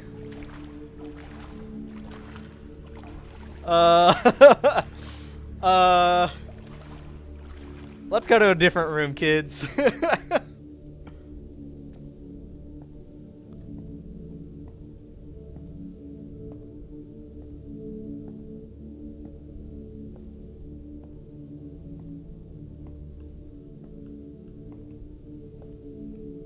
Oh, you know what? So here's like one of the best parts of this game is when I downloaded it, I thought it was a different game. I thought it was the Pool Rooms game where a giant woman's head comes out of the pool at some point and chases you. And I think I probably played it for about 3 hours before I finally was like, I don't know if this is that game. Also, I've already seen stuff in this that was not in here when I played it before, so I'm so lost. Just got done wiring a house. Good for you. Good for you, Poulter.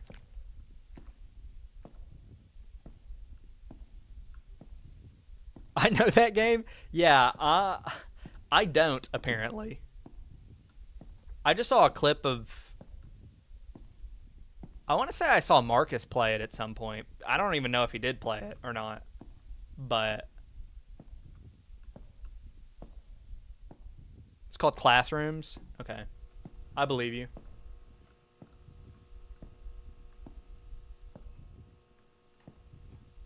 I do like... I do think I would say that I like the pool rooms more than general just backroom stuff.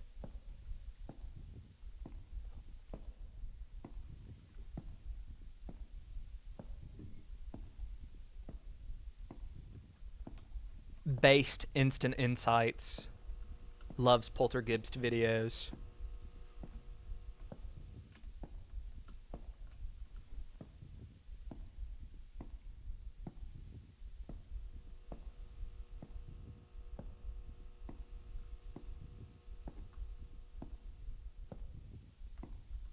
The worm-like monster with a woman's head. I honestly have no idea. Oh, that's so creepy. I love stepping into the rooms and you just not being able to navigate them. Aside from being like, oh, there's a little bit more light over there.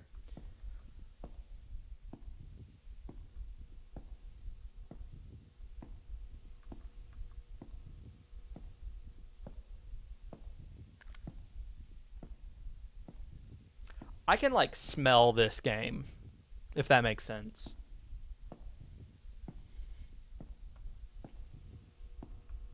Honestly, I feel like it would make this better if you didn't sound like you were wearing boots walking through here.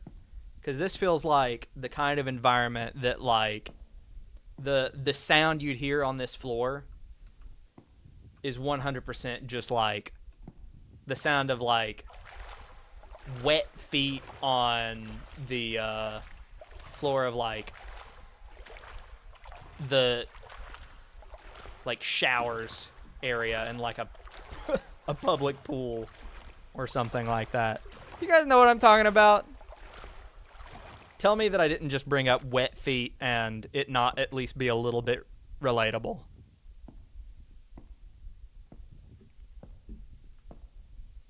Pool chlorine certainly brings back memories. Yes, it does.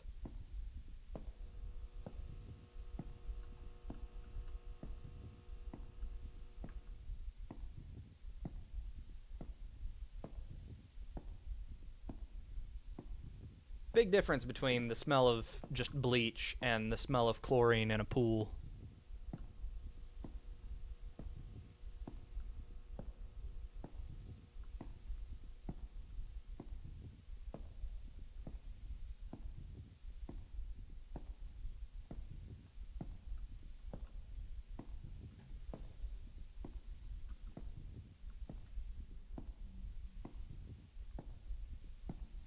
Look at this area.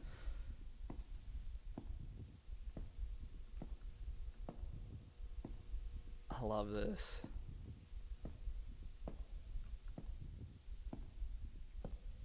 I will probably play the other parts of this on stream whenever they come out. I really do love streaming. It's a lot of fun. It's so funny because I feel like when I started the channel, I didn't enjoy it as much, maybe just because I was, like, less confident or something like that.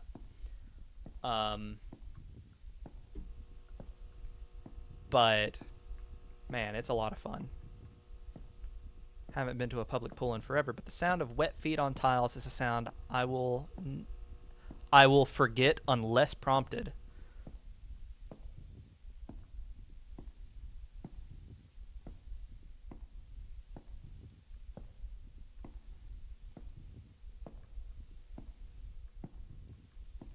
Bleach kind of has a burning sensation to it when you smell it. I don't know if it's me. I don't know. I feel like I get that too.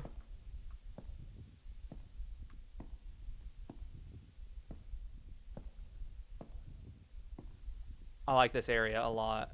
Just the reflections in the windows. And then like this one pool that kind of just runs like a channel down through here. Used to volunteer in prisons with the grandfather, who was a minister. They always smelled of bleach. That's pretty crazy. I feel like if you always smelled of bleach, then you can't smell anything at that point. Like if you always smell like bleach.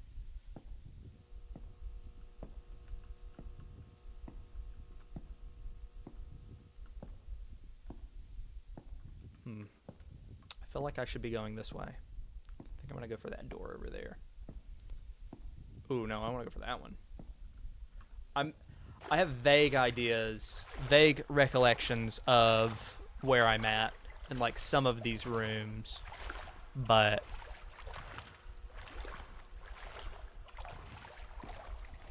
not a whole lot.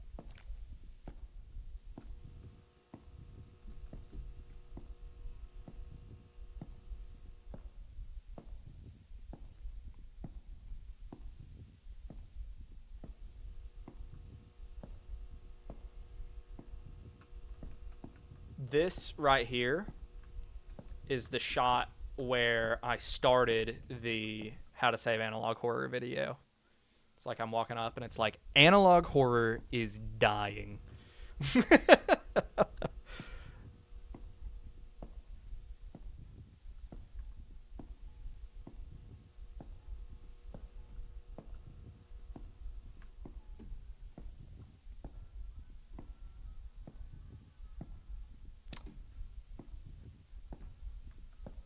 I'm a little less inclined to answer you when you say it like that, Richard.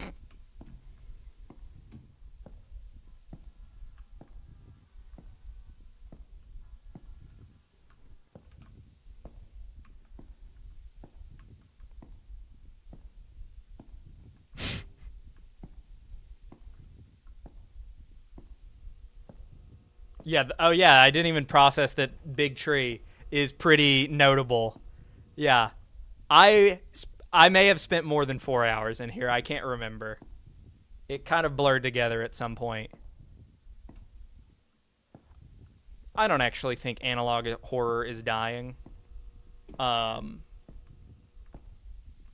am personally a little bit... I would say that I'm in a... Oh gosh, here's one of the rooms I was telling you guys about where it's just like, here's like 12 different ways that you can go from here. And I don't know where half of them lead because, like, let's see. Oh, good night, Subsist. Let's see. I'm going to let you guys pick basically like, let's say down here at the end is 1. Through there, we'll say that's 2.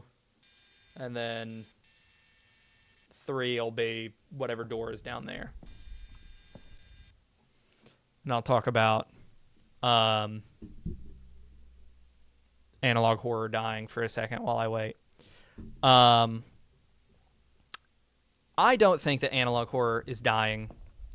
It's just I'm a little bit between series that I've really enjoyed for a bit. Arcadia is legendary to me. And then everything else I've talked about on the channel, I love. But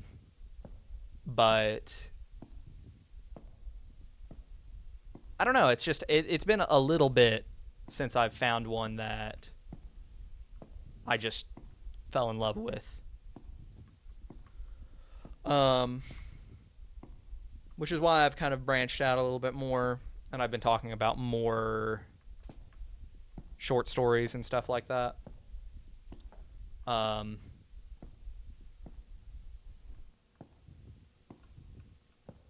forgot what entrance is what number. I'm just going to go down here. Let's go out. Let's go through the end. Let's see where this leads. Oh my gosh, that's crazy. It's just a bunch of tubes. This was 1, by the way. Just in case you're curious.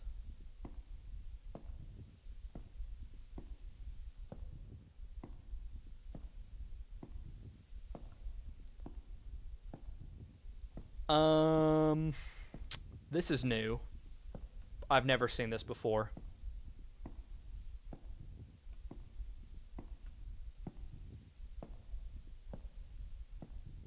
They weren't even tubes, they're like arches.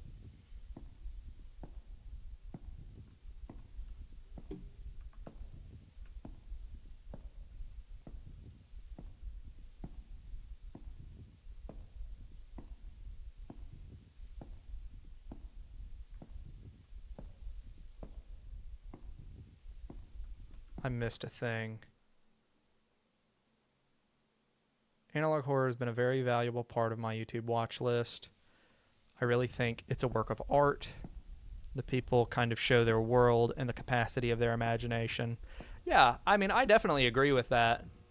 I love analog horror.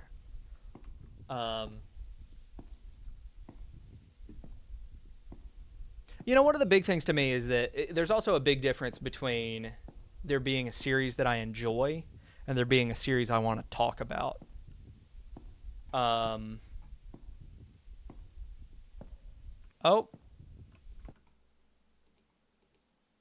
Is there a problem with... Okay. Stream may experience some buffering.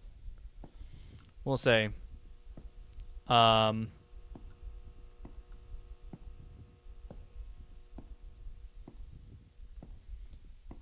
This area is crazy. Feels like it just goes back so far on the sides. Weird birds.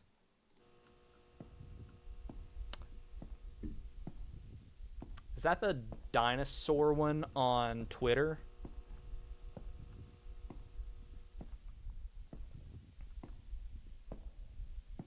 Or is it the... There's one called like Hollow Birds as well that I think the guy who made Alex Archives, the guy who made the Ted the Caver analog horror.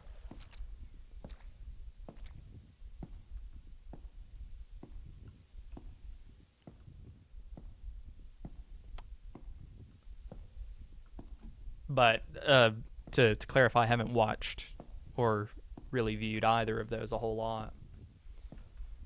I do hear people talking about Hollow Birds a lot. I'll be honest, one thing is that if I see something get like recommended for like Creepcast or something like 1 billion times, I'm a little less likely to talk about it because I'm like, I can't make a video on it as fast as they can. Now we get into the really big areas. Sort of.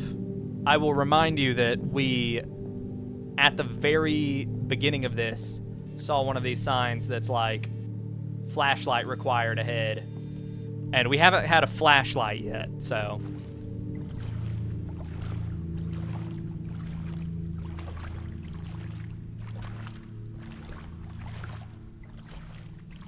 Big old tubes.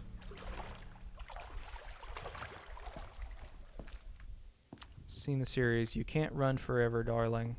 Not really an analog horror, more simple animations with narration, but it's a lot of fun and has such great atmosphere.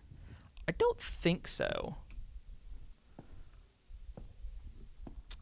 Get that. Don't want to talk about something everybody already knows about. More than that, it's just that I don't want people to think that I'm just talking about stuff that they talk about on Creepcast. I'm like, I got away with the Glenmont Metro video, sort of. Which, like, I don't even know if you guys have all seen that video. It went out to almost nobody. It's the worst performing video I've put out in like a year and a half almost.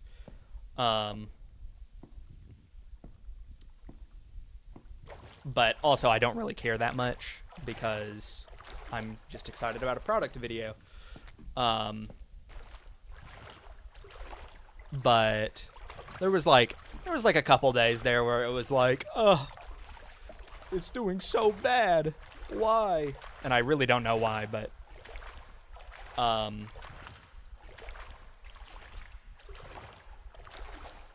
the Pen Pal video was definitely just like I'm so passionate about this, I will talk about Pen Pal. Pen Pal's my favorite piece of internet horror. Like, I didn't really care that they talked about it on Creepcast because I knew it for I mean, I've gone through Pen Pal so many times over the last 10 years. Yeah, the Would You Kill an Immortal.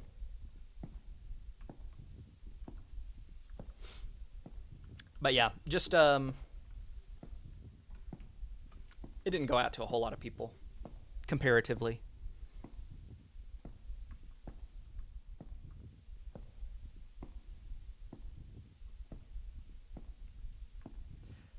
Okay, we were just here, but I guess we need to keep going.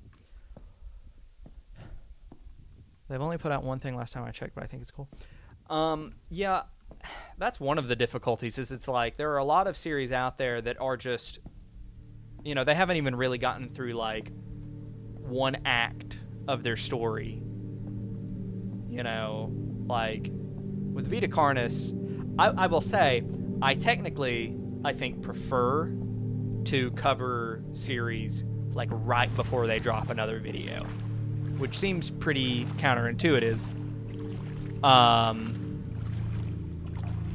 But it's kind of fun, like putting something out and then almost immediately having it be like, you know, people want to go see the new one, and then everybody's like, oh, well, what do you think of the new one? But at the same time, it's kind of hard to, whoa. That's also new. I know for a fact I have not been there before.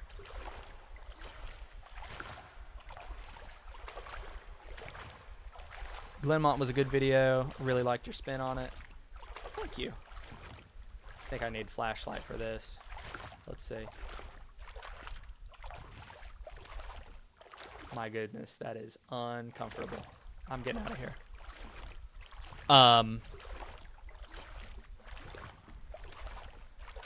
Game is chugging here. Lol.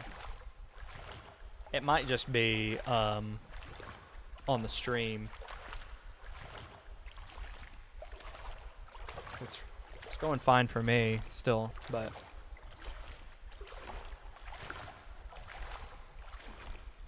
would I please finish the rest of the story on the Glenmont Metro? I definitely would like to. I'm a little nervous too. I will be honest.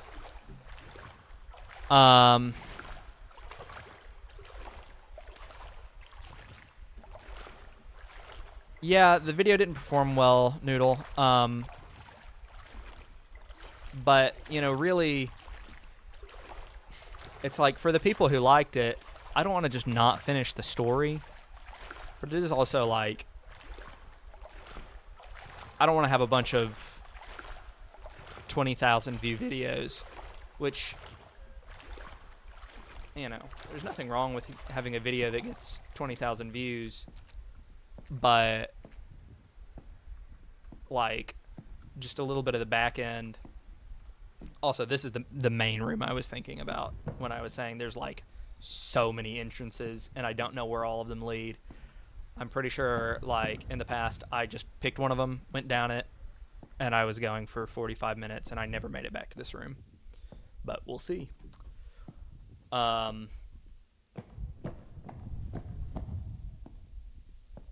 So a little bit of back end for YouTube.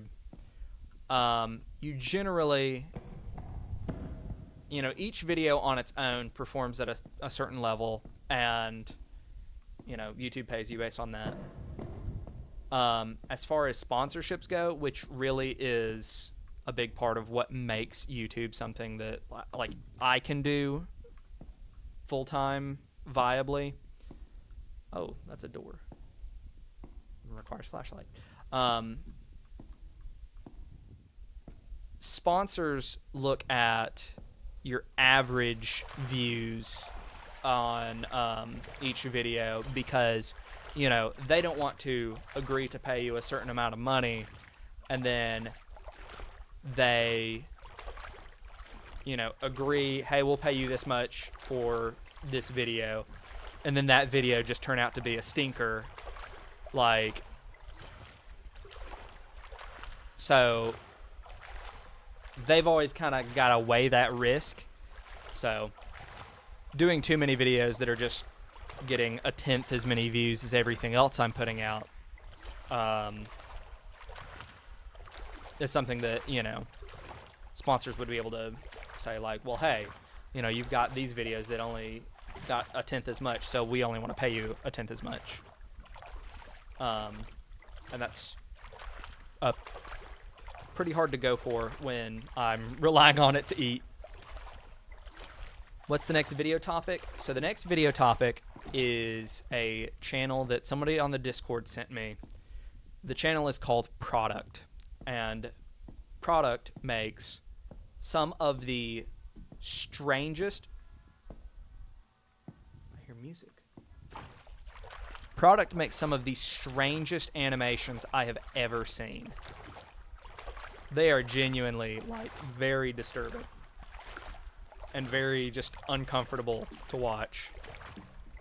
It's definitely got the darkest subject matter of, like, any series that I've talked about.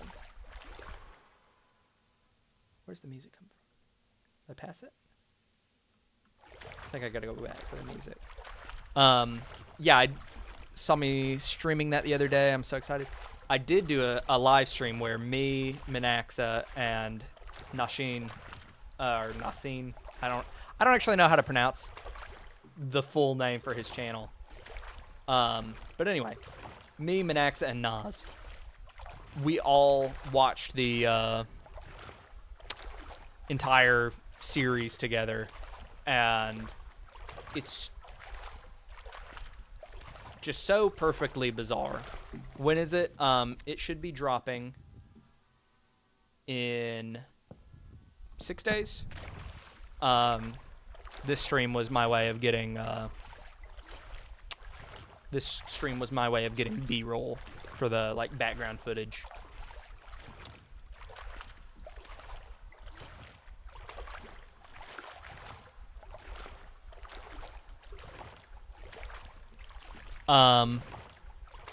Even since that live stream, I have found so much stuff that is new.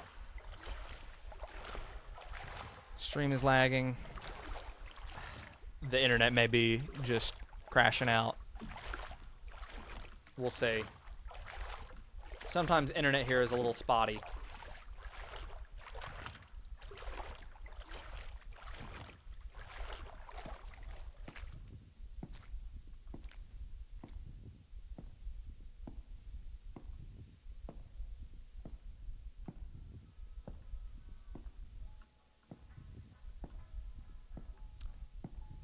So strange. Oh, good night, Noodle. I gotta keep following the music.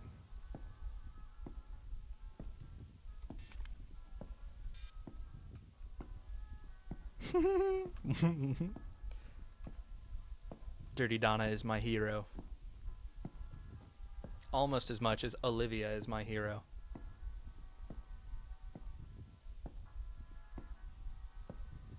Okay. I feel like we're making progress since we're making it towards the music. I don't know if stuff is still lagging for you guys, but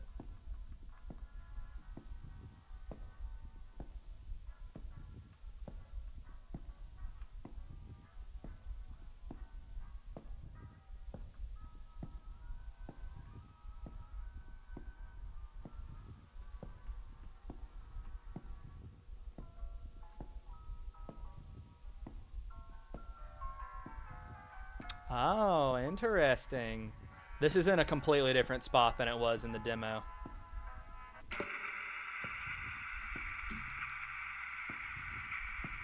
And it gives the whole thing a very different feeling.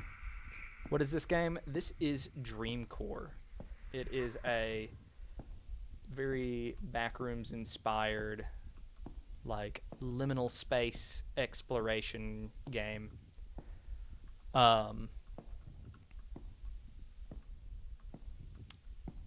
This level is the pool rooms level, and it is the first one that they released for the game.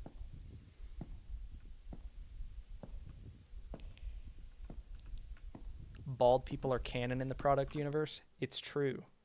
And also, because of that, I have gotten this.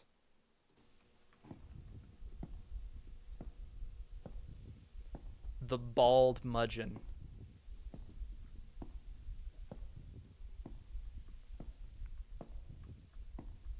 Favorite trope in analog horror. Religion horror, psychological, cosmic, existential, or other. Honestly,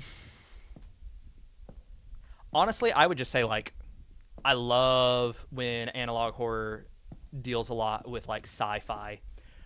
Also, what the crap? There's so much pain that these will cause us as we go through this. But yeah, so, like, Arcadia is one of my favorites because of how heavily it uses sci-fi elements. I love horror like Alien that is, like, you know, it's good horror, but it's also just really good sci-fi as well. I don't think that we'll ever get any fantasy analog horror, but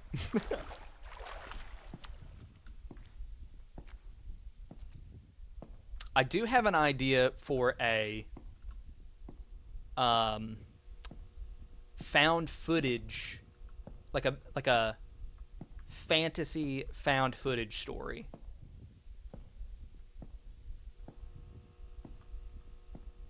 I'd like to write that at some point. I may include part of it as Panopticon. That's sick. Holy crap. Also, I'm pretty sure that there's something in here. But it might be on that. Yeah. Yeah, look at that. Still need a spray bottle. There's this one. Sort of a spray bottle. Here, let me go ahead and just send. These are all of the slick new Mudgeon emotes that one of the terrific members of, I commissioned one of the members of the Discord server to do. It's the same person who did the plushie design.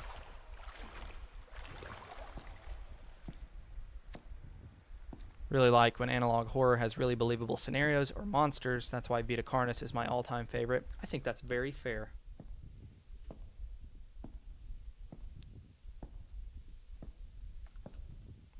I do like Vita Carnis quite a bit.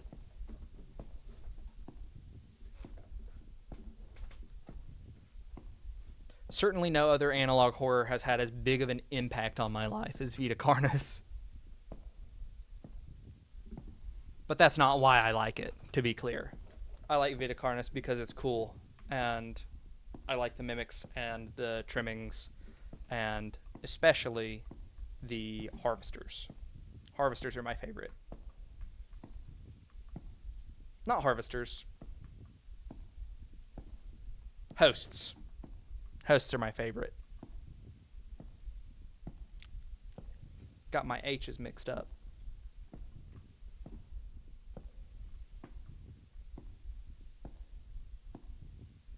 I just think that the design for the hosts is really cool. They remind me of the hunters from Halo.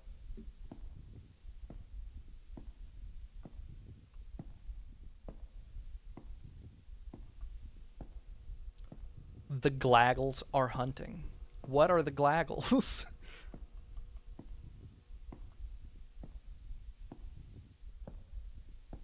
Fantasy analog horror like dragons attacking a town and that bringing on the end of all things.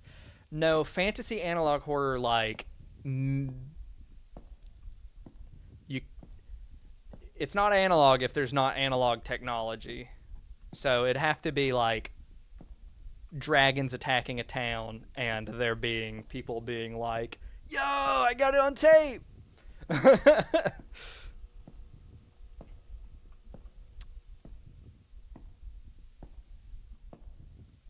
um I do have an idea for how it could be done, but I'd I'd rather not share that idea without just like writing it. My theory is that when you have an idea for like a story you want to write, it's better not to tell people about it, because otherwise what you're doing is that inspiration that you feel to work on that thing, that inspiration kind of builds up in you and creates like this almost painful feeling. And in order to make that pain go away, you have to have that creative release of putting your idea, making your idea real and putting it out into the world. And when you have an idea for a story and your first response is just to like, you know, oh, I got to tell my friend about this, which has historically been me for my entire life, I think you get that creative release that you're looking for, and that inspiration stops building up. And so you actually lose a lot of the motivation to actually work on the idea and, you know, practice and make something. And if that's what you're going for, that's totally fine. It's not like I'm saying you can't do that. But if what you want to do is actually write the thing, tell the story, then I think it's worth considering that maybe you want to keep it to yourself a little bit more.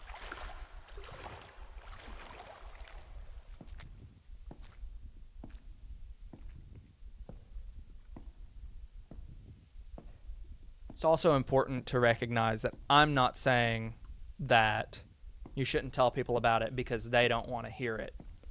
Because that's, I think, a lie that it can be easy to tell yourself as a writer, you know, filmmaker, storyteller, video editor, whatever, just any kind of artist. Like, people want to see what you're making. But in my experience, ooh, this is a pretty area. In my experience, I personally have gotten more out of it when I commit to actually making the thing and kind of holding that back a little bit, keeping it my thing until I'm ready to, you know, it's in a more complete form.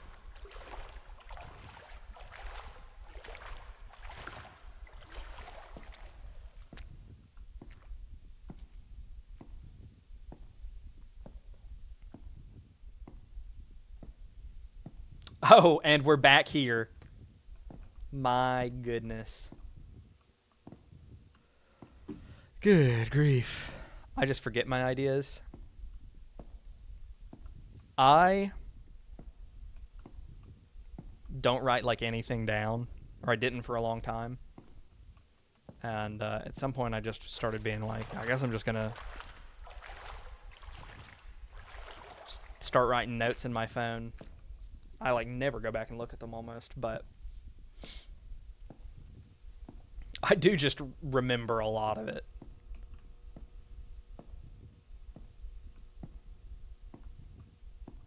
I've got an analog horror idea that I think I'm actually going to try to make this summer. I'm kind of excited. That's awesome. You should absolutely, once you make it, share it in the Discord server, because people love to gas each other up in the server. We love to see stuff that people are working on. Good night, King. Thanks for stopping in. I very much appreciate your time. Oh, this is fun.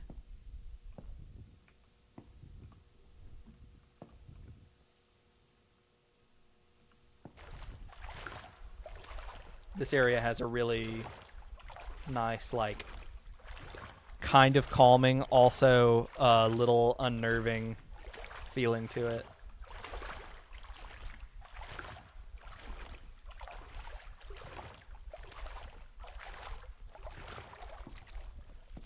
Oh, man. What in the crap is this? For real, none of this stuff was here whenever I played this game before. There was no cloud stuff at all. 400 different projects I want to start. Darn my ADHD. Yeah. I know how you feel. I started listening to Brandon Sanderson's Stormlight Archive audiobooks again. I got through the first 2 books of it and was straight jonesing to write some fantasy for like the first couple months of this year. I have two different ideas for stories that I really want to work on. But it was kind of like sapping my motivation to work on videos, and so I kind of had to just be like, if I hop in the car and I want to listen to my audiobook, I'm like, kind of just go back into Creepcast. I had a big backlog of ones that I had not listened to, and that kind of helped me to be more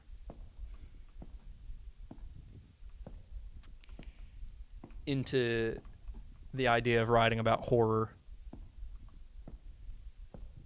Thanks for stopping by, Muffin Thief. Have a good time.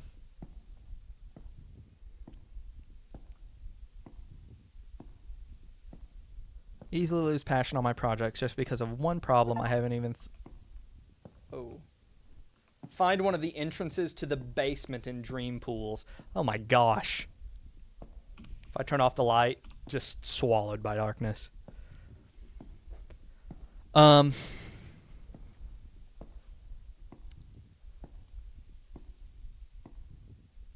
Yeah, in a lot of ways, honestly...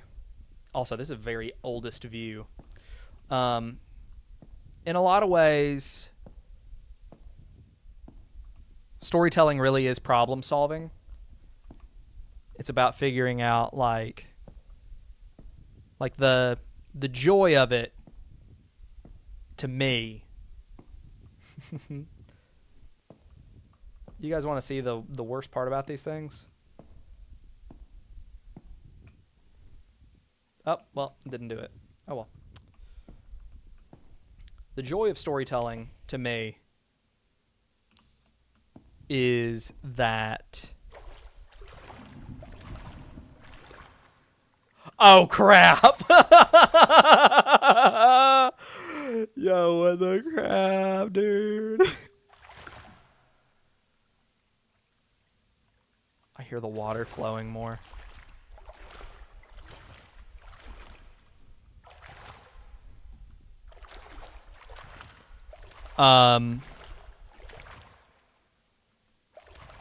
Okay.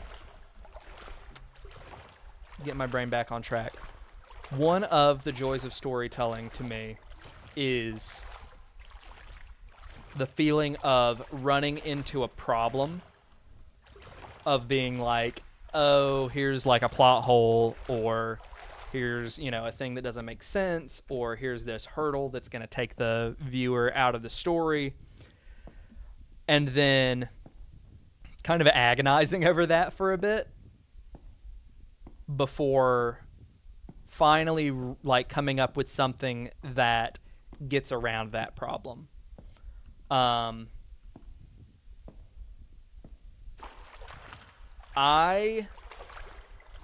think I rewrote the intro to the Liminal Land script, like the first half of it. I definitely rewrote it at least once. I think I did it like 3 times. Because I went through and was doing more of just like a basic summary for a while until I realized, like, oh, you know, it'd be really cool if I went for this like detective angle. And then that's been, you know, for a lot of people, the thing that they've enjoyed the most out of my entire channel. So that was really gratifying, but also just made that video really fun to work on. That video kind of wrote itself once really what it came down to was, I remember I was out of town with some family and I was sitting on a bed with my laptop, basically just like thinking to myself like, okay, I don't know. I'm so stressed about this video because I really need to put a video out. And I don't know what to do for it. And it was like probably the worst, or well, one of the worst instances of like imposter syndrome that I've had with the channel. Because up until then, when I'd put out videos, it was like when I'd worked on videos and written scripts, you know, I'd been writing my scripts for 500 people. And, you know, when I posted the My House video, I had like 20,000 subscribers because the Vita Carnus video popped off like 3 days before I finished my My House video. And with it, you know, it was basically finished by the time that I had like a big audience to post for. Wow, this is a confusing area. So the Liminal Land video was the first one where I was like, okay, when I'm starting this video that is going to go out to like 30,000 subscribers. It was like, I'm a little terrified to find out what people think of this.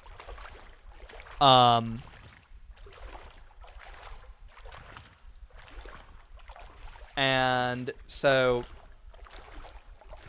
whenever I put that one out, yeah, it was very gratifying that people enjoyed it as much as they did. Tried to replicate that same style for the Greylock video, and I feel like I pushed it a little too far. I know a lot of people still really like the Greylock video, but there definitely were a lot more like negative comments on it.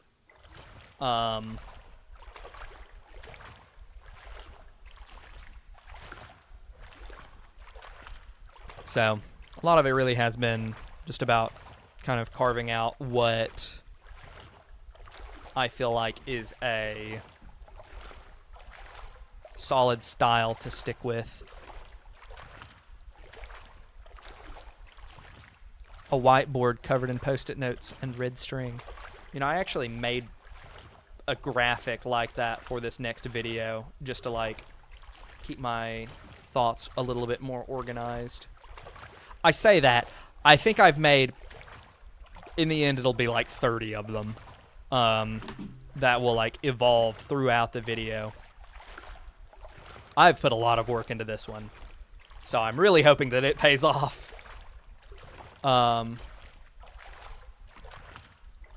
Sometimes the one you work on the most aren't the ones that pay off, but that's okay. You know, I have learned is that I enjoy putting a lot of work into my videos a lot more than I enjoy putting a little bit of work into my videos. The easy ones aren't as fun to make.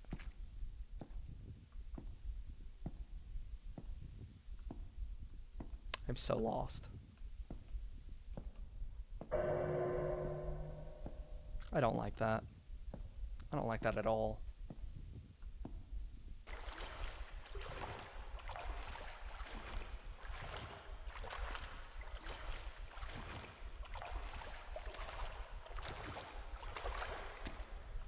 At some point, I will probably need to figure out a decent stopping point for this stream, because I'm not sure I'm going to get out of here.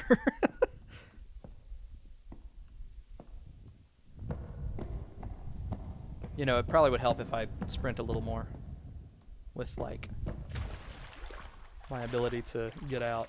You can't sprint through the water, though, so that's one thing. One terrifying little fact. Is this leading me back into the big hall of pillars?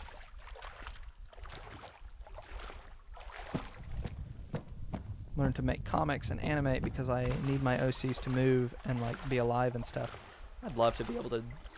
I don't know how to draw at all. That's one of the things that bothers me the most is, like, I really am just so bad at working in any visual medium.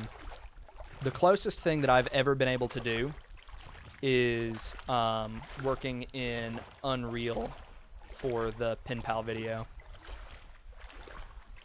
That was a lot of fun, but, you know. I'm gonna fall asleep. Thanks for the stream. Bye, chat. Goodbye.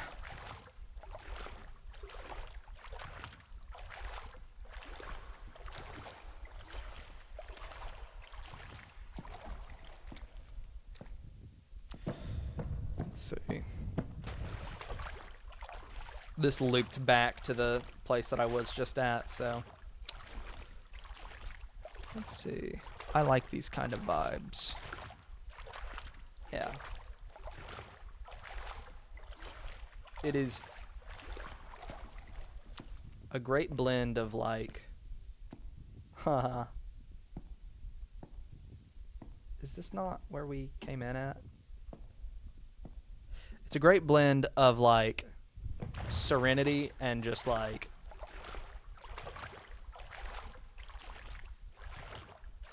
discomfort. That's the endless staircase again.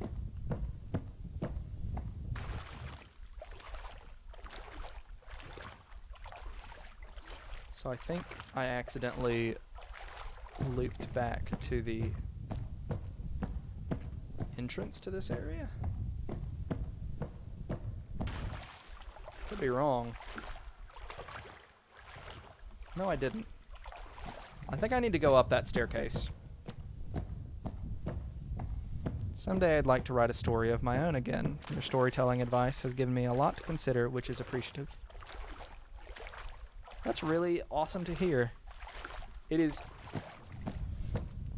really, really strange to go from just being somebody who's always been inspired a lot by other people and, like, has learned a lot from other people to hearing people say that, like, you know, they've learned from me in any way. That is very encouraging. Alright, so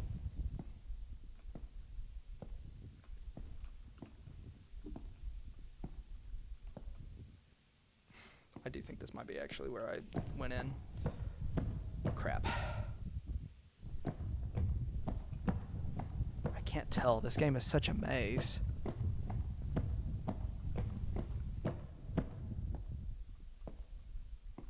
Oh, thank you so much. Listen to him while thinking of an idea, and he's given me a lot of ideas. That means a lot. Thank you.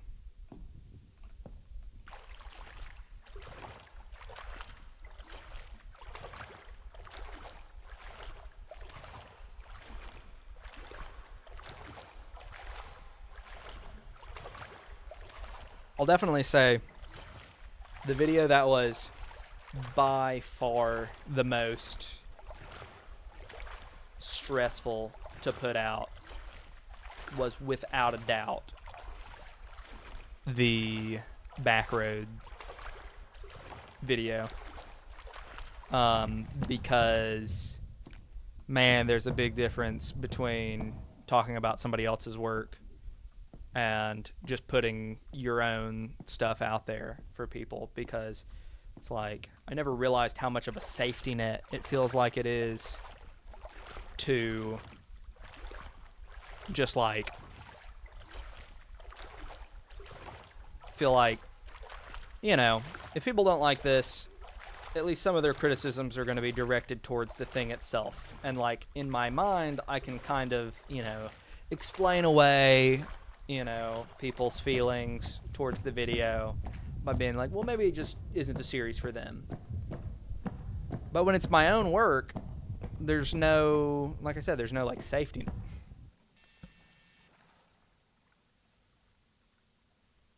There's no safety net. Asterian says, I love your vids. Thank you so much. You know, most people know Asterian from I want to go through here though. Most people know Asterian from Baldur's Gate.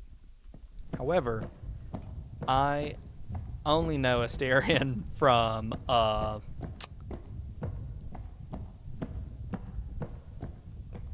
Magic the Gathering, where there was a pretty fun Asterian card that I like to put in one of my decks. Indeed, I don't think I would have given Junji Ito a try without his video on Long Dream, which inevitably led me to improving upon an idea that I've had for years into something I'm excited for. That's awesome. Also, that's crazy to think about, introducing somebody to, okay, we have definitely come that way. That is crazy to think about, getting somebody into Junji Ito. The person who got me into Junji Ito was Super Eye Patch Wolf. He made a great video about it was like the first video I ever heard of that called cosmic horror. And that was really a video that just like, it's, for many, many, many years, I have said that that's my favorite YouTube video. I feel like it's pretty hard to pick a favorite YouTube video.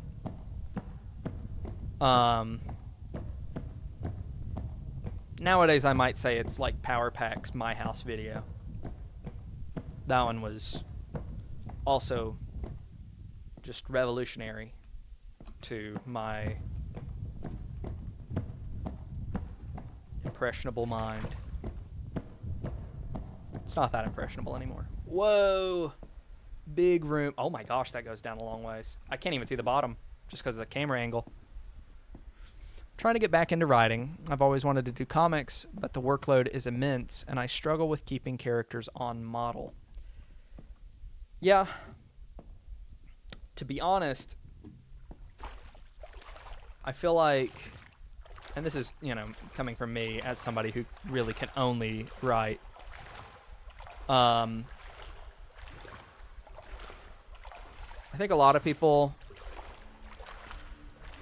if you're coming at it from a perspective of like you're already an artist, makes a big difference. But like, I think for a lot of people, no, we're back at the worm. This is literally like 5 minutes into the game.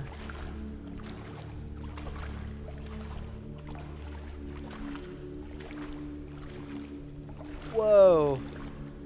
But anyway, I was trying to say that the workload for a comic is really intense compared to the workload for just writing like a short story. And there's a line that I mentioned in the How to Save Analog Horror storytelling video, where basically what I said is you learn a lot more from completing one story than you do from starting 10.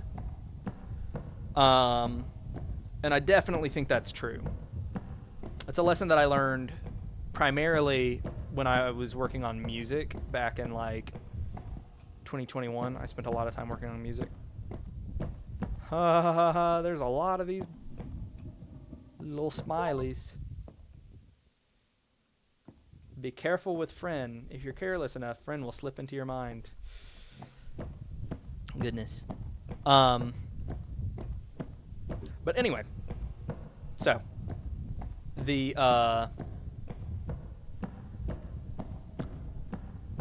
think that figuring out how to tell like good short stories and starting with stuff that is a little bit smaller can kind of help you to figure out what the anatomy of a story that is like effective and, you know, is actually able to like motivate some genuine emotion in another human.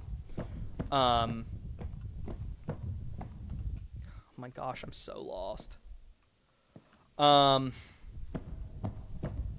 Yeah, starting with short stories is a really good way of doing that.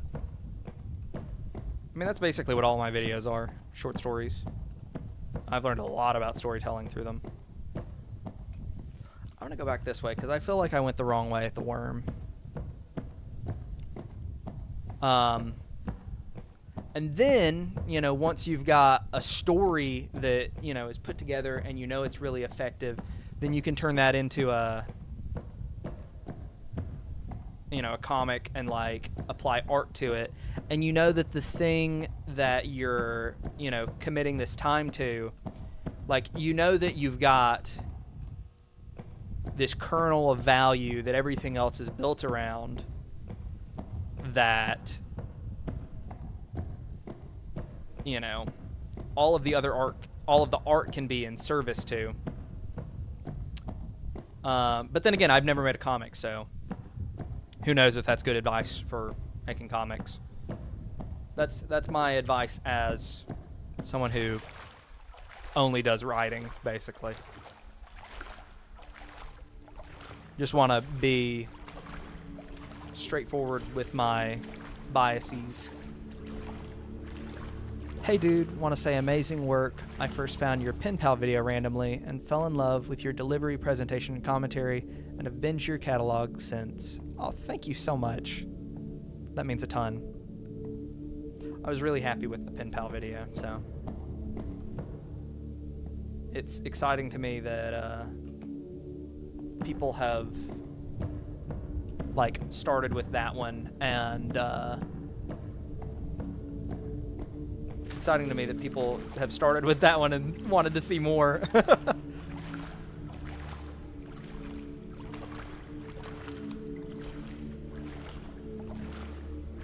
Got recommended your video Beware the Backroads and very quickly devoured your entire post history. That is also super awesome. Is going down the slide possible? I'm so sorry, but I don't think so.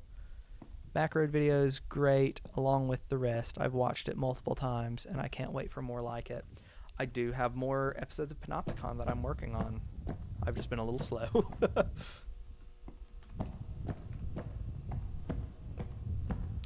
It's been a little bit since I've worked on it, to be as transparent as possible. Not because I don't want to work on it or anything, but just because, to be honest, I've been saving it for a bit of a slow season. And I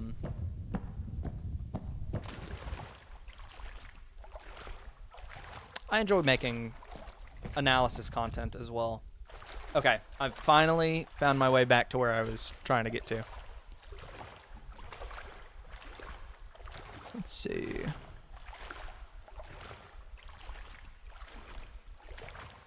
When I was younger, I wanted to write novels instead of short stories, but I could never seem to lengthen the story into a novel, which was demotivating. I realized it was better to do short stories. I think starting out, it can be better to do short stories. I'm not saying that short stories are superior in any way. Like, at at the end of the day, if you want to make novels, then like that's the goal. Like you want to figure out how to get there. It's just, I think that short stories can be the most approachable form of storytelling. Really, I mean, honestly, what it comes down to is there are really any number of things that you could learn with. I would probably say that I learned about as much. Here we go. I finally found where I was trying to get to. I would say that I learned as much from making music as I would have from like short stories. I don't make a whole lot of music anymore, but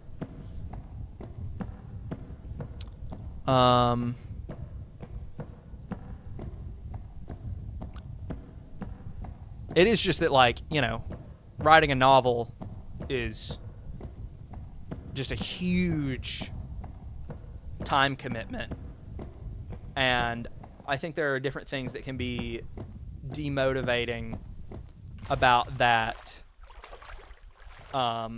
as you're going into it, because it's like with all projects, at some point you do hit a point where you fall out of love with it a little bit, at least. Like, I truly love making YouTube videos, but there are definitely points in the process where I'm just like, man, I don't want to, like, work on this aspect of it. And it's different every time. Sometimes I'm like, man, I'm not looking forward to recording this video. Sometimes I'm, oh my gosh, this is a scary area. Sometimes I'm like, I'm not looking forward to recording this video because it's going to be, you know, a long recording session, or I'm not looking forward to editing this one because I'm going to have to put in like a lot of clips. That's kind of where I'm at with this product video. Sometimes it's like, man, it's really hard to think of like where I want to go with this script. But at this point, I would say I've worked on enough stuff that I kind of know what it feels like to push through. And also, I mean, not to diminish the fact that, like, it makes a huge difference when you're getting paid for it. Not to, you know, not to, like, suck the artistic integrity out of it or anything like that. Whoa, this is a crazy looking area. But yeah, it's like, I don't think that, I mean, I don't really think about the money aspect of things too much, but it's just like, you know, that's what enables me to have time to spend on making stuff. And sometimes I don't manage that time well, and that's really what happens where I, you know, have to put out like a video that maybe isn't as high effort. But that's ADHD for you.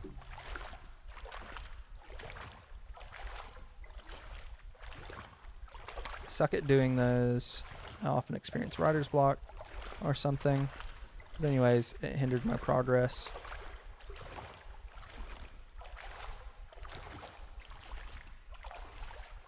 Sometimes it's good to take things at your own pace.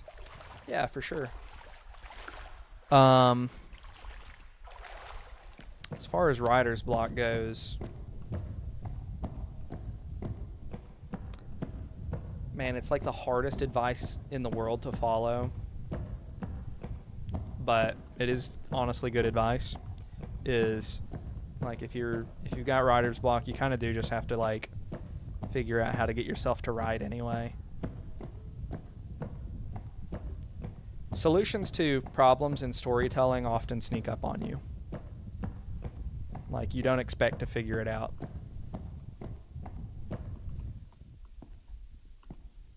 Now, if you have a problem with storytelling, this kind of ties back into something I mentioned earlier, where I was saying that, like, if you have, you know, an idea in your mind and you're feeling inspired and you, like, want to make it real, I was saying that I prefer not to tell people about that stuff because it kind of gives me the creative release that I would otherwise be seeking through, like, just, you know, writing the thing.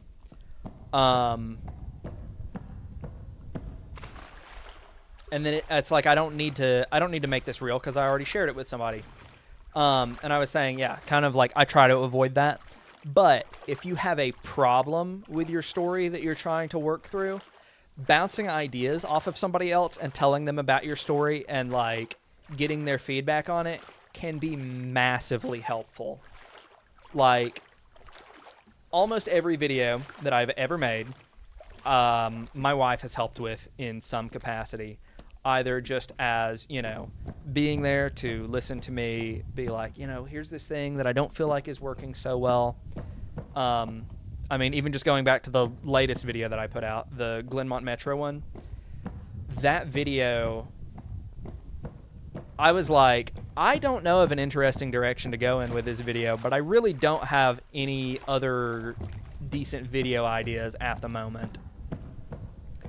And, like, even though it wasn't straight up just that, like, my wife gave me this idea, talking to her about it helped me to come up with the idea of going with, like, the, you know, detective talking to somebody who tried to kill the guy angle. And I think that made it a much better video than just me, you know, telling the story in third person. It kind of gave me a better vehicle for expressing my thoughts on the story. So definitely, if you're having problems with your story, talking to somebody about it can help a lot, and it can help you get back that feeling of motivation and inspiration to actually like push through and create something that you can share with them. Thank you for the advice, Crow. I would take all of them by heart, hopefully. Yeah, it's definitely hard to... I mean, I'm just rambling more or less, but I'm glad that you feel like it's good advice.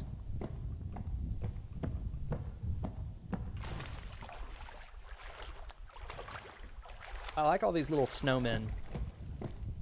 Like, I know they're not supposed to be snowmen, but I have no idea where I'm going. I'm quite lost at the moment.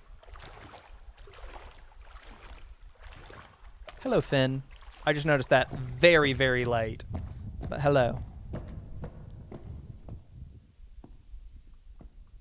A co-author, and I've never put out so much stuff of this quality before. A partner with good advice is invaluable, but so much of it is just talking things out with someone. Yeah, absolutely. I mean, it's like...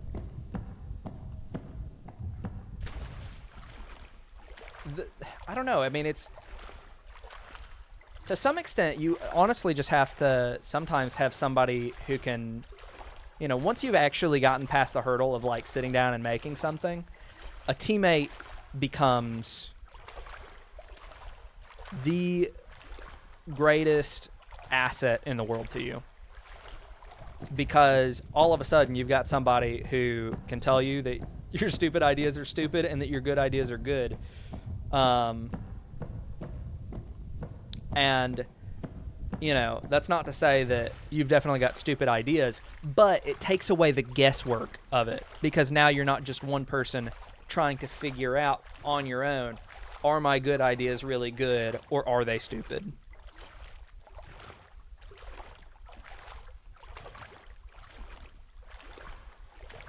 This is looking pretty promising as an exit.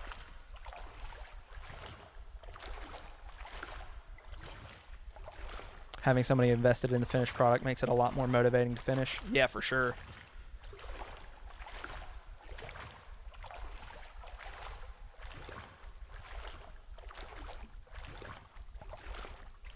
I would move to ramble to somebody about my projects. It would feel calming in a sense. My dad mostly. But I'd prefer... Oh, we got the beeping. But I'd prefer someone who wasn't family, but he does give good advice. Yeah. I think there's a strong there is a distrust that comes with it being a family member, because you kind of have a sense of like, they're going to tell me it's good because they love me and not necessarily because they love the idea that I'm sharing with them. I feel confident at this point that my wife would tell me, and has told me many times, when she thinks I have bad ideas. So we've kind of built that up. But hello, really like your channel and the stuff you put out. Keep up the good work. Thank you so much. I really appreciate that. Now we're about to hop on this elevator in the pools. An idea for a campaign. It's based around an acronym's Blood in the Bayou. And it's about a small town that's been cursed by an evil scarecrow, and I want to call it Fear the Ferryman's Curse. That sounds really cool. I agree, talking it out with somebody about your idea feels great. I've actually come up with additional ideas while rambling to a friend about an idea as well. You never know what will happen. I don't know how to play D&D nor be a dungeon master. I am right there with you. Also, I think we just got out. I think we just beat the level. Wow. Wow. We actually beat both levels in one stream. That's crazy. I too frequently stand in my shower and think about my great. Oh my gosh, Darian, you came in literally as I beat the game to say some variant of beans. My favorite knife brand. Man,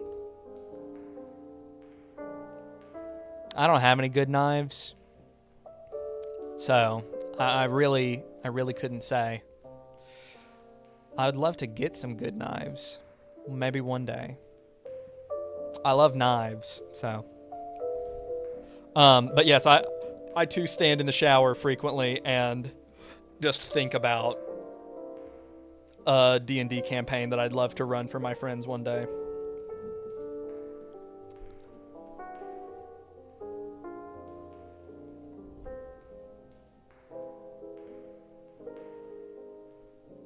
I think one of my things with D&D is I really need to, at some point, just pick up a book and do it. Also, we didn't see some of the coolest rooms in that, which is a little sad. I'm just now thinking about one room that was like the coolest thing ever to me whenever I was playing through this before, and I didn't see it this time.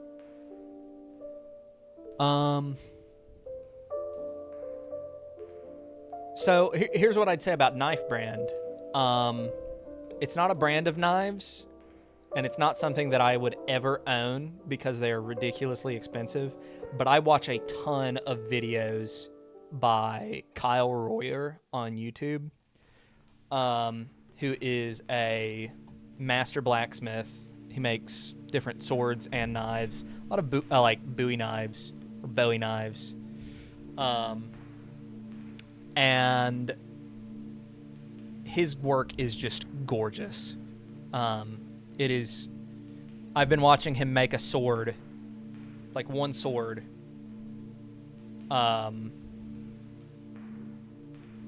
It's been my like, I turn this on before I go to sleep playlist for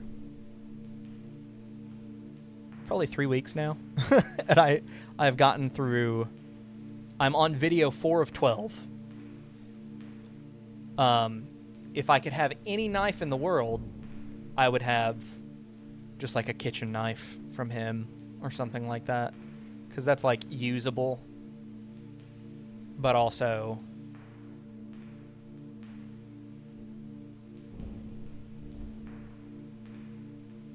oh, that's so cool, Finn. Oh, that's awesome.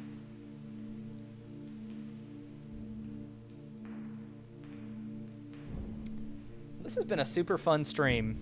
It's been also really cool getting to see people kind of come and go, getting to chat with various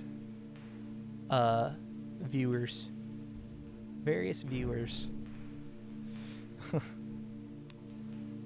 I probably ought to go ahead and call it in just a second, but I just want to say sincerely, thank you so much to everybody who stopped in and checked out the stream. It has been a lot of fun. I think I talked about this earlier in the stream, but whenever I first started like working on YouTube here, I didn't necessarily enjoy streaming a whole lot. That's probably because the first stream that I did was for 1,000 subscribers, and I sat here and I streamed the entirety of Soma, that game.